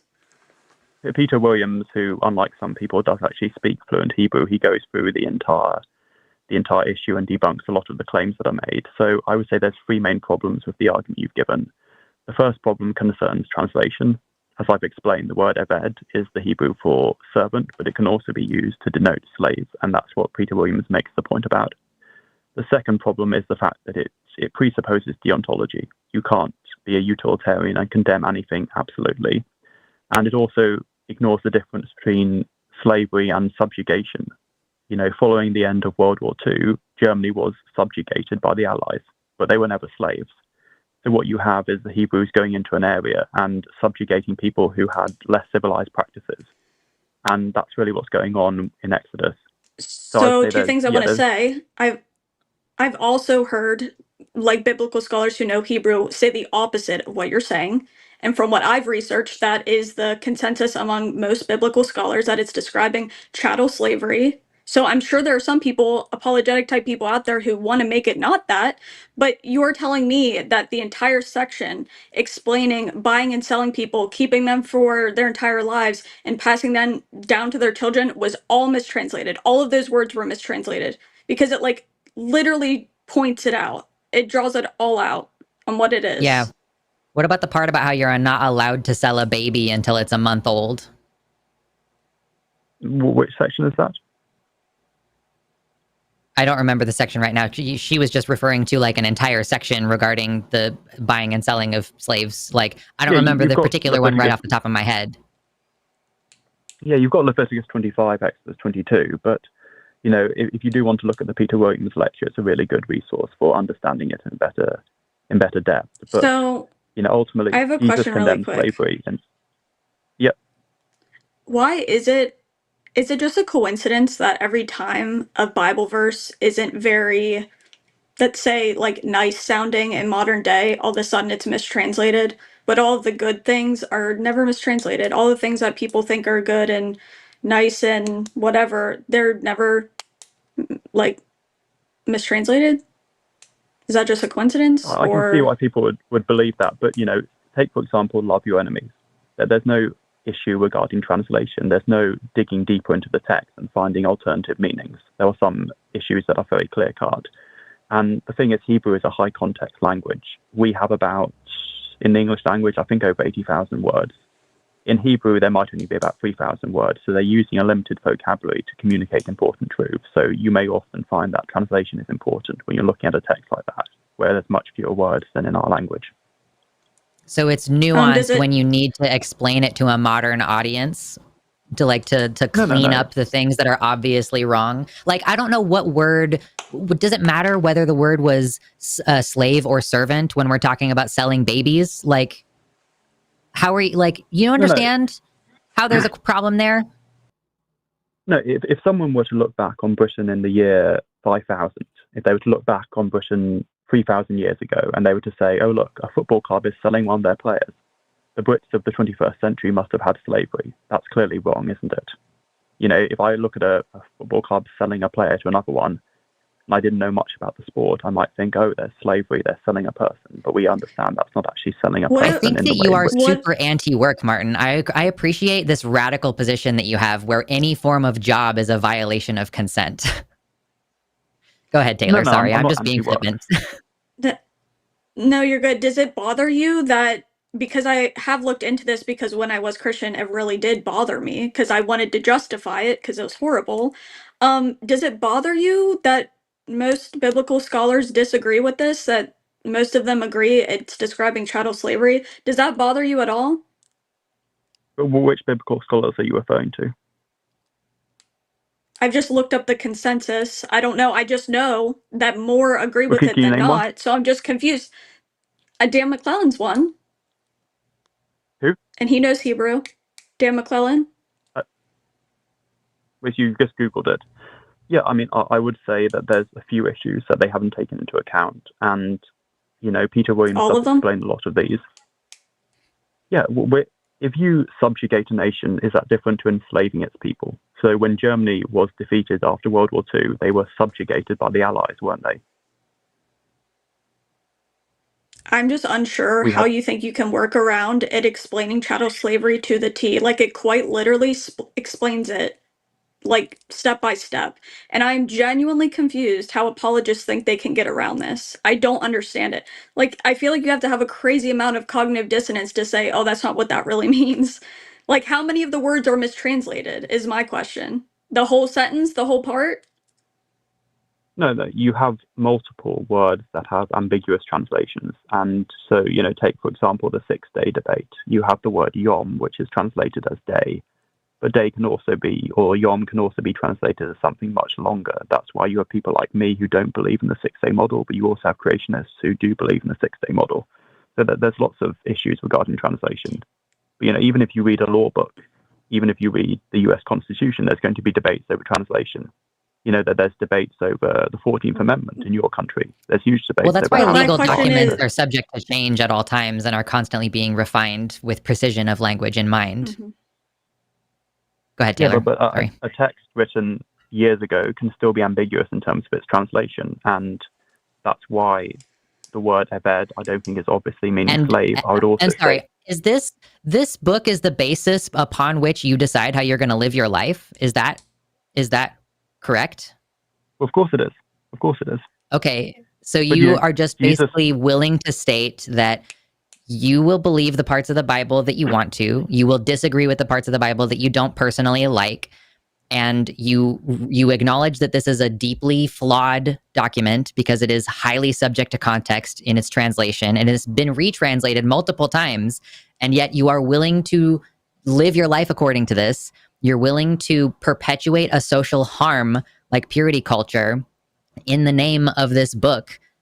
And like, I don't know why I'm supposed to respect your opinion or your position on any of this when you're sitting here like, oh yeah, everything in the Bible is super context dependent and we can't be 100% sure about almost any of it except for these really nice parts that are about being nice to people that I happen to like. I don't know upon what basis you can stand any legitimacy to your positions. So that's a straw person argument. I'm not saying whichever bits I like, but give me something that Jesus said that you think is unethical or going to cause harm or ought to be disagreed with. So you're selectively saying, I like the things Jesus said, but I'm going to ignore the entire Old Testament and everything that wasn't something that Jesus directly said. No, because some parts of the Old Testament are dialogue. Sorry, some parts of the Old Testament are dialogue. Is dialogue considered infallible? I mean, is this not the book that you're supposed to read and go, this is how I'm supposed to live my life? And there's like moral lessons and people are clearly in the right or clearly in the wrong in many situations. Of course. Yeah, right. Of course, I'm confused. Do you think the Bible is infallible? I think it's infallible in that it tells me about things that are true. But let's say I were to So you think there's write mistakes in it, but it's still infallible? I don't think there's mistakes as you're describing it, but let's say I was a court journalist and I wrote a book about my time, surveying court sessions. Would my book, by definition, contain lies? Well, if I'm talking about things that happened in court, then I'm giving dialogue. I'm writing about things that people said. Well, you're not representing yourself as a holy text upon which society should be based.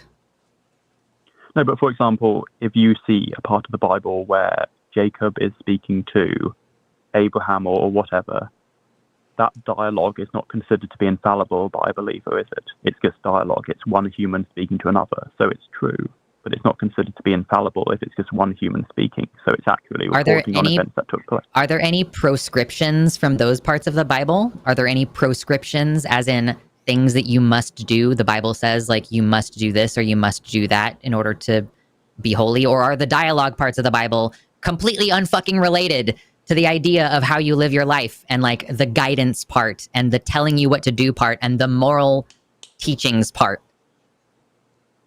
The dialogue parts are obviously related to, but you don't take the dialogue to be equivalent to Jesus's words. So you take Jesus's words to be infallible. You don't take the words of Abraham or the words of Jacob to be infallible in the same way. That's different. Wait, so if someone else is like reporting what Jesus said after he's gone, how is there not a chance that they were mistaken on what he said? Or left things out or added things? Yeah, I mean, you could point at any aspect, you could point at any aspect of the Gospels, whether it's Matthew, Mark, Luke, or John, and say, I don't think it's real. I think someone made it up.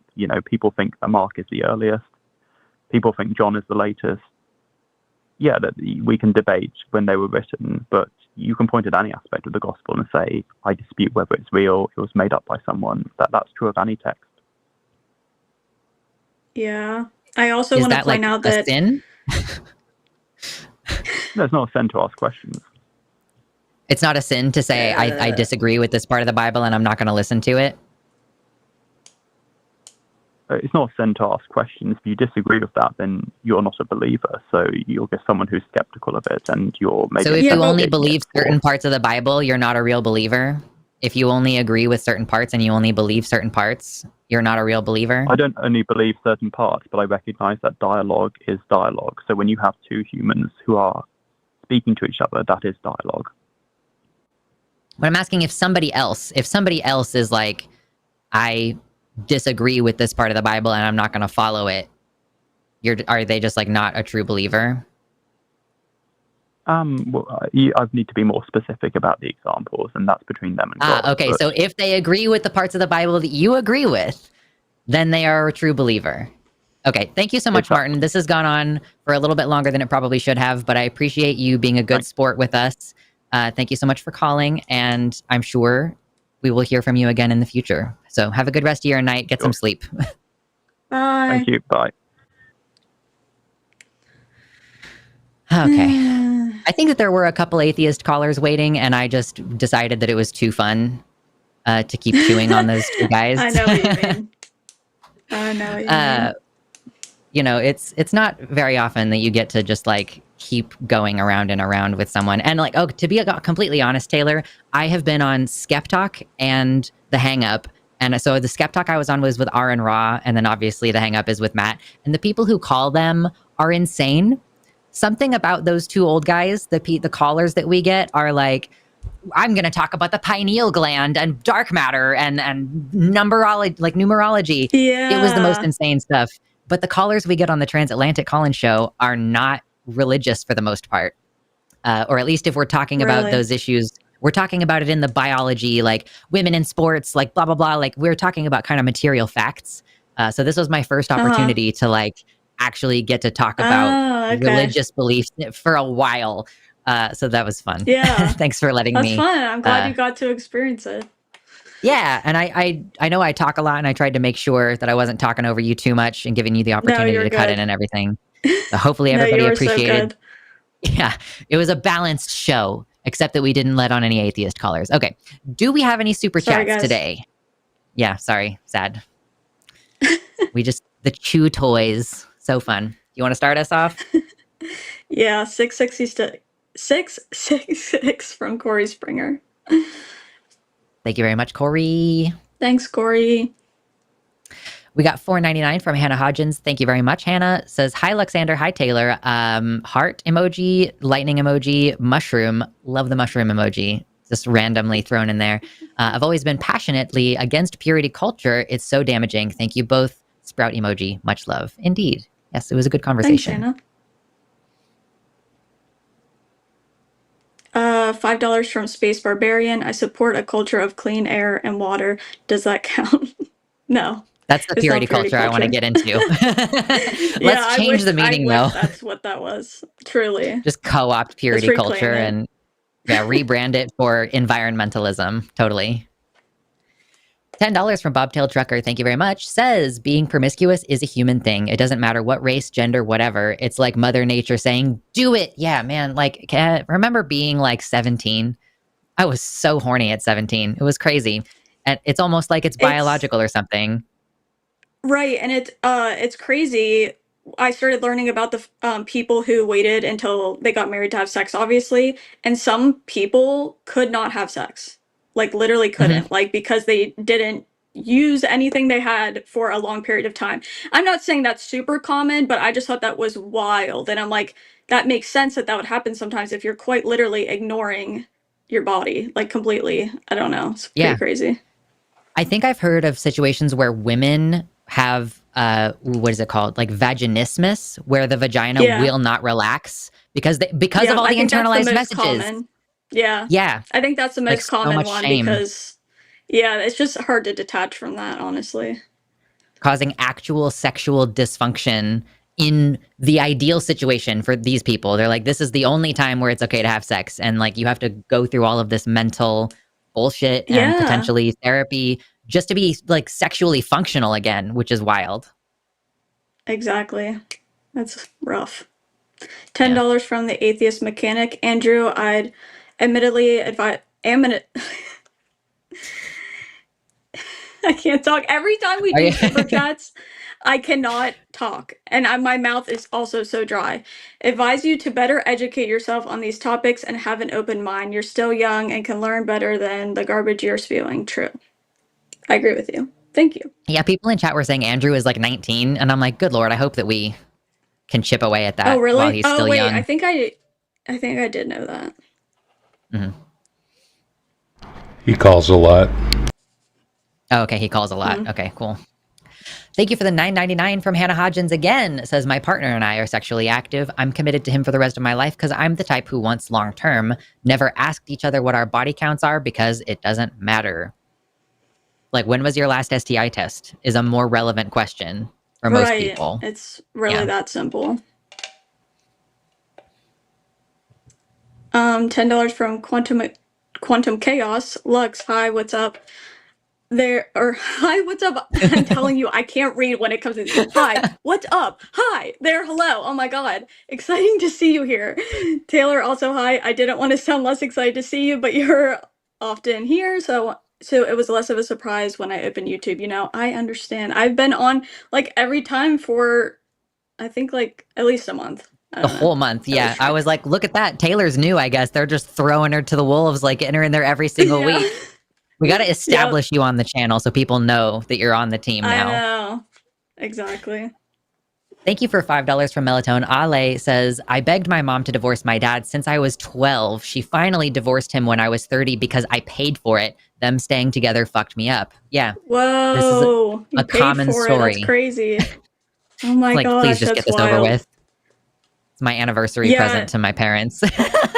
Yeah, this idea that they should just like unhappy couples should stay together for the kids is wild. Like that is a wild thing to say. Because ask anybody who had like parents who hate each other, no, like they would not say the same. Yep. $9.99 from Balthazar228 says, I never understood purity culture. In what other field do we celebrate an experience? In the words of John Oliver, this phrase has never been said. How are you so good at sex? I was homeschooled. Yeah. It was like one of the guys today said like, oh yeah, I was talking about shaming. Like, sometimes women are weirded out by men who are virgins. And I'm like, you don't necessarily want to have sex with someone who's inexperienced. Like, it's actually weird to me that men want to have sex with virgins. I mean, I think it's because they're not very good at it and they don't want to have sex with someone who expects them to be good at it. Might be part of the issue. But like, yeah, I can see if a woman were dating men being like, oh, you're a virgin. Like, I'm not trying to be your teacher. Like, I'm not trying to walk you through this step by step. Right.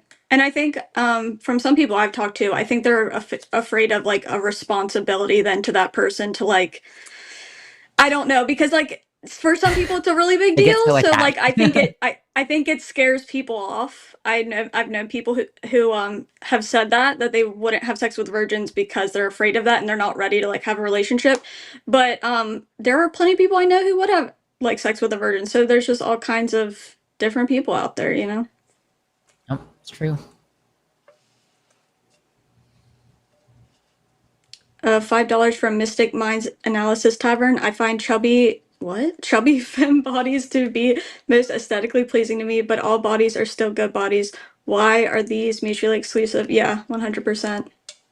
And What like if I always someone think back of aesthetically like prefers black people because they have nice features? I don't know. Like I don't know Right. who that person is, but are black people racist when they go get their hair done? Ugh, yeah, that's I get so annoyed sometimes.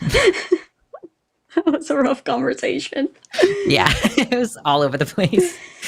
Thank you for the $5 from Perfectly Fluid, who says, when I hear Martin speak, the part of my brain that thinks of tools lights up. I wonder what that means. Oh my gosh, that is good. That's perfection. Also, Thank you. when he was still on, I was looking it up and it was just like not saying what he said it was saying. Like the premise is fine, but like the conclusion was not this like huge like it wasn't, you know what I mean? It wasn't proving what he was saying. Like it was different men had different outcomes. And they said it probably had to depend on like how they were how they grew up and like what they were taught. So I don't know. I wasn't really of the believing small that sample all of size, only some of them even did the thing Right. that he said. Yeah. Right. That's why I am skeptical of people who say all of these random tests we've never heard of came back proving this thing, because typically I go read them and it's like, oh, it's inconclusive. I'm like, yeah, it probably is. Ugh. Good times. But he's got a study, and he's going to repeatedly say that it's a Princeton study. So, like, just the constant Right. fallacy appeal to authority in that conversation, too. Crazy. Right. Exactly. Thank you for $20 from Green Man Dave, who says, oh, wait, hold on. Oh, God, here we go. Martin's bums out the window. Being attracted to a particular type is not racism. Treating people poorly because of the color of their skin is racism. I can be kind to anyone without wanting to date them. That started off Scottish, and I was worried that I was going to have to do it the whole time because I see Mr. Boricua has got one in the chat, like loaded up and ready to go. So I was a little worried. But yeah, that part of the conversation was so annoying. I was genuinely like, I'm going to hang up on this dude if he keeps retreating to this racism Mott and Bailey situation. Like, duh, obviously racism is wrong. That doesn't make the rest of your argument more valid. Right. It's just such a nuanced conversation that I don't know. To me, it seems like almost too big to talk about on this show with the time that we have. We're three You know white what I mean? people talking about racism. Right. Right. Like, maybe we should not do that. $10 from President Starscream. I just want to thank our host for making all the points I've been screaming at the screen, which means I've been learning something, and it's really that education that I'm thankful for. Thank you, President Starscream. Heck yeah. What a great username. I know. That is good. Thank you for $10 from Alice, who says Martin wants to judge his cake and eat it too. True. Yeah, he's like, actually being judgmental is a good thing. Like, all right, sure. I was just so lost in part of the conversation. I was like, I feel like we're bouncing back and forth here, whether it's good or bad, but yeah. I mean, of course, the conservative theist is going to hold the value that being judgmental is a good thing. Otherwise, y'all wouldn't be doing it. Right. Like, constantly. Yeah, 100%. Yeah. I like being judgmental in private. That's called being polite. Same. $5 from the Fuzzy Logic. Martin is spinning like a record. First, it's wrong to internally judge him on aesthetics, but then he insists on right to judge others' morality. Yeah, exactly. That's what I'm talking about. Like, I feel like I was like zoning. I started to zone out because he was like, no, judging this is bad. Judgment is bad. Actually, judgment is good. Actually, do you judge? Like, I'm like, yes. Like, I never said I didn't, but I don't know. It's very... I don't think he's made up his mind whether or not judging is bad or good. But that, like I said, I think when you're like in religion, they have to like kind of decide, is it good or is it bad? They can't be like, oh, it's nuanced, because, you know, things are either a sin or they aren't type thing, and that ignores a lot of information. So yep, for sure.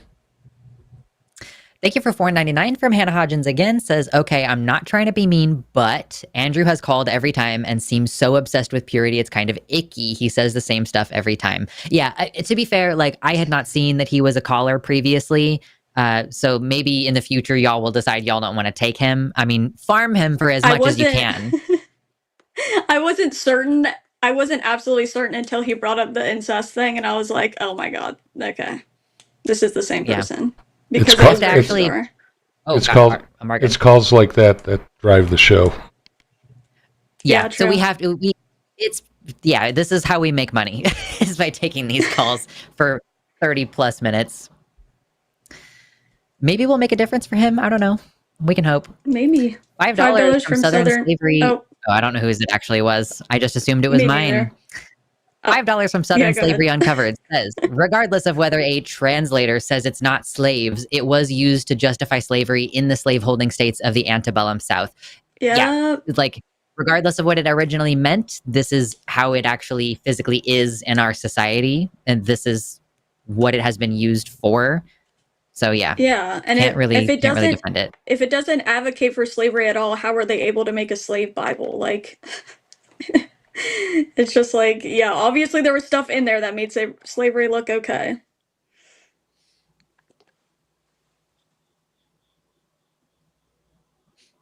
Martin's family should send in... Wait. Sorry. $10 from Brett J. Martin's family should send in a super chat to thank you for keeping him occupied for so long. True. True. 10 units from Barbara Barrett says, thanks all. Thank you, Barbara. Have a good rest of your day. $5 from Ali Shauna Silverbow. After an unsuccessful harvest, a farmer decided to try a career in music because he had a ton of sick beats. Hashtag Team Lux. Thank you. I love it when it's pun hour on the show. $4.99 from Stego says, my experience with purity culture as a guy was that I was constantly told I would be devaluing myself and my partner and it would be all my fault. Yeah, I guess like a lot of the time the weight of decision is disproportionately put on women, but it is also portrayed as like something you're doing to a woman.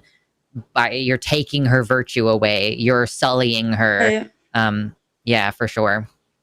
And I also feel like a harmful thing it does to men is basically convince them that they don't have a lot of like self-control, like, and it's bizarre. I don't know. Truly. $4.99 from, is it Juju Penguins? My Yeah. weekly tithe to the show I watch far more often than I went to church in the end. Nice to have you in here, Lux. Literally the coolest name. Yeah, that is a really cool name. And you said it was Thank you. I gave it to Luxander, myself. right? Yeah, Luxander. I love that. $5 from Space Barbarian says, I think it's a better idea to know the murder body count. Yeah, that's one of my favorite genres of meme, Yes. is like a girl being like, you know, or a guy being like, what's your body count, blah, blah, blah. And then she's like, actually, I'm a murderer. I'm a virgin. Like, yeah, good stuff. I have 3 bodies dead. Yeah. $50 from Ayla Ursus. I don't know if I'm saying that right. Thanks. Good conversation with a bad faith caller. Yeah, thank you for that generous donation, for sure. I also think it's hard to be good faith when you're like in apologetics, because it's like you literally can't be, because you're not getting to a conclusion. You know the conclusion you have to arrive at every single time. So you're gonna have to twist a lot of stuff. But yeah, thank you for the super chat. It is fun to call out people and just be like, I think you're lying, actually. It's something I don't get to do in my real life very often. So Right. it's nice to be in that sort of position of power here. $10 from Moira Bannister. Thank you. Says, yay, Lux and Taylor. Yes, this was fun. I feel like we made a good team today. Yeah. No, we really did. I had a lot of fun. Mm-hmm. $20 from Mr. Oh my gosh, I've heard this pronounced. I'm so bad at names, it's unreal. Baruch. I don't know. I'm so sorry. I always give it a little Spanish. I'm like, Boricua. I don't know if that's correct, but that's what I say. No, that sounds way better than mine. What a lovely evening. This is so hard to read. What a lovely evening this eve. Add a very relaxed, just listening to Luxander and Taylor. Oh my god. Oh my god, I can't do it. I can't. I'm so sorry. I'll read the last part though. Was a pleasure having you. Oh my god, maybe not. Tuesday, isn't it? Okay. Thanks. I don't know what you said though. I'm so sorry. It's at a very relaxed, just listening to Luxander and Taylor have a bit of different good time, holding the colors, feet to the fire. Was a pleasure having it here. Tuesday in it. Why have are a you pint. so good at that? Because I've had to do it like every week. Oh, okay. I was like, he does this on a regular basis. I should know. I think there's maybe someone who is usually a TACIS caller or like a TACIS chatter. Oh, okay. So yeah, basically like at least once. I've seen them here, but I've never seen that. Whatever that is. It's making you do a Cockney accent, basically, is the joke. It's horrible. $5 from Legally Mod, who recently got the name change finalized. That's cool. Somehow, I've never had to say this before. That's not how racism works. Truly. I wonder how many black people there are in Scotland. I'm going to bet not very many. Wait, say that again? I don't think there's many black people in Scotland, I would assume. Like, I would assume it's a mostly white country. So I'm like, how much do you even know about racism? So. Right. Yeah. $4.99 from Hannah Hodgins. Thanks, Hannah. Forrest says, can we get a 90-minute show of just Taylor trying to read in a terrible British accent? Absolutely not. F you, Forrest. $10 from Joshua Everett. Thank you. Says, my tithe to the Divine Lady Taylor and the High Prophet Lux. We should get Jimmy to let us do chat-written outros for CG and Skeptalk. The last one we did was fun. Ooh, I missed that. That does sound fun. Yeah, I completely missed that one. Oh, I guess it's like they submit an outro and we have to read it when we're closing out the show, I would guess is what that is. Oh my gosh, no, I would be terrified of that. They'd probably do that thing. That looks like a different language to me. I'd be so scared. We also have someone who comments on TACIS and says really complicated math stuff. And every time I read it and I'm like, I am sure I just cast some insane spell. I have no idea what I just said though. Do we have any more super chats or are we running to the end finally? Got another one. $10 from One-Eyed Heathen. Yes, Professor Einstein, I can see where special relativity, oh my gosh, checks out mathematically, but racists sometimes misuse statistics, so isn't math racist? True. You can say anything is racist that way. 5 units from the Fuzzy Logic, thank you, says, also on second thought, wasn't it Martin's Lord and Savior who said, let ye who is without sin throw the first stone? Objective morality, my arse. True. Yeah, it's never ever objective. Judgmental bitches. $4.99 from $4.99 from Hannah Hodgins. Yeah, it does drive the show. Hee. I only mentioned it because Andrew used very derogatory terms towards women on the Hangout with Matt and Alyssa. Oh gosh. I missed that. Oh man. Yikes. Of course. Of course, though. I'm like a little surprised at that, only because the 2 times he came on, he's like, I just want to learn, I just want to know. And I'm just like, well, if you're using words like that or degrading people, maybe not. Just asking questions.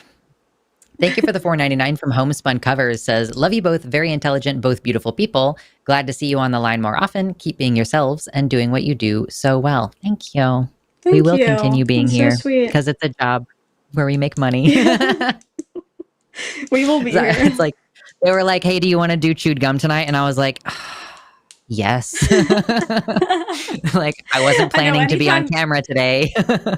I know. Anytime they've asked me last minute, I've said yes 99% of the time. Actual accent that I was trying to emulate with the Boricua comment. I'm not familiar with the song, but hey, maybe you should ask Jimmy if you could donate a certain amount of money to our Secular Student Alliance fundraiser next month and get us to do silly things. I don't know. Maybe that's an idea.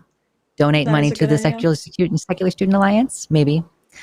Okay, does that do it for us? That's it on the Super Chats. Thank you, everybody, for joining us. Thank you to the callers today for letting us chew on you like chew toys for a little bit. That was fun.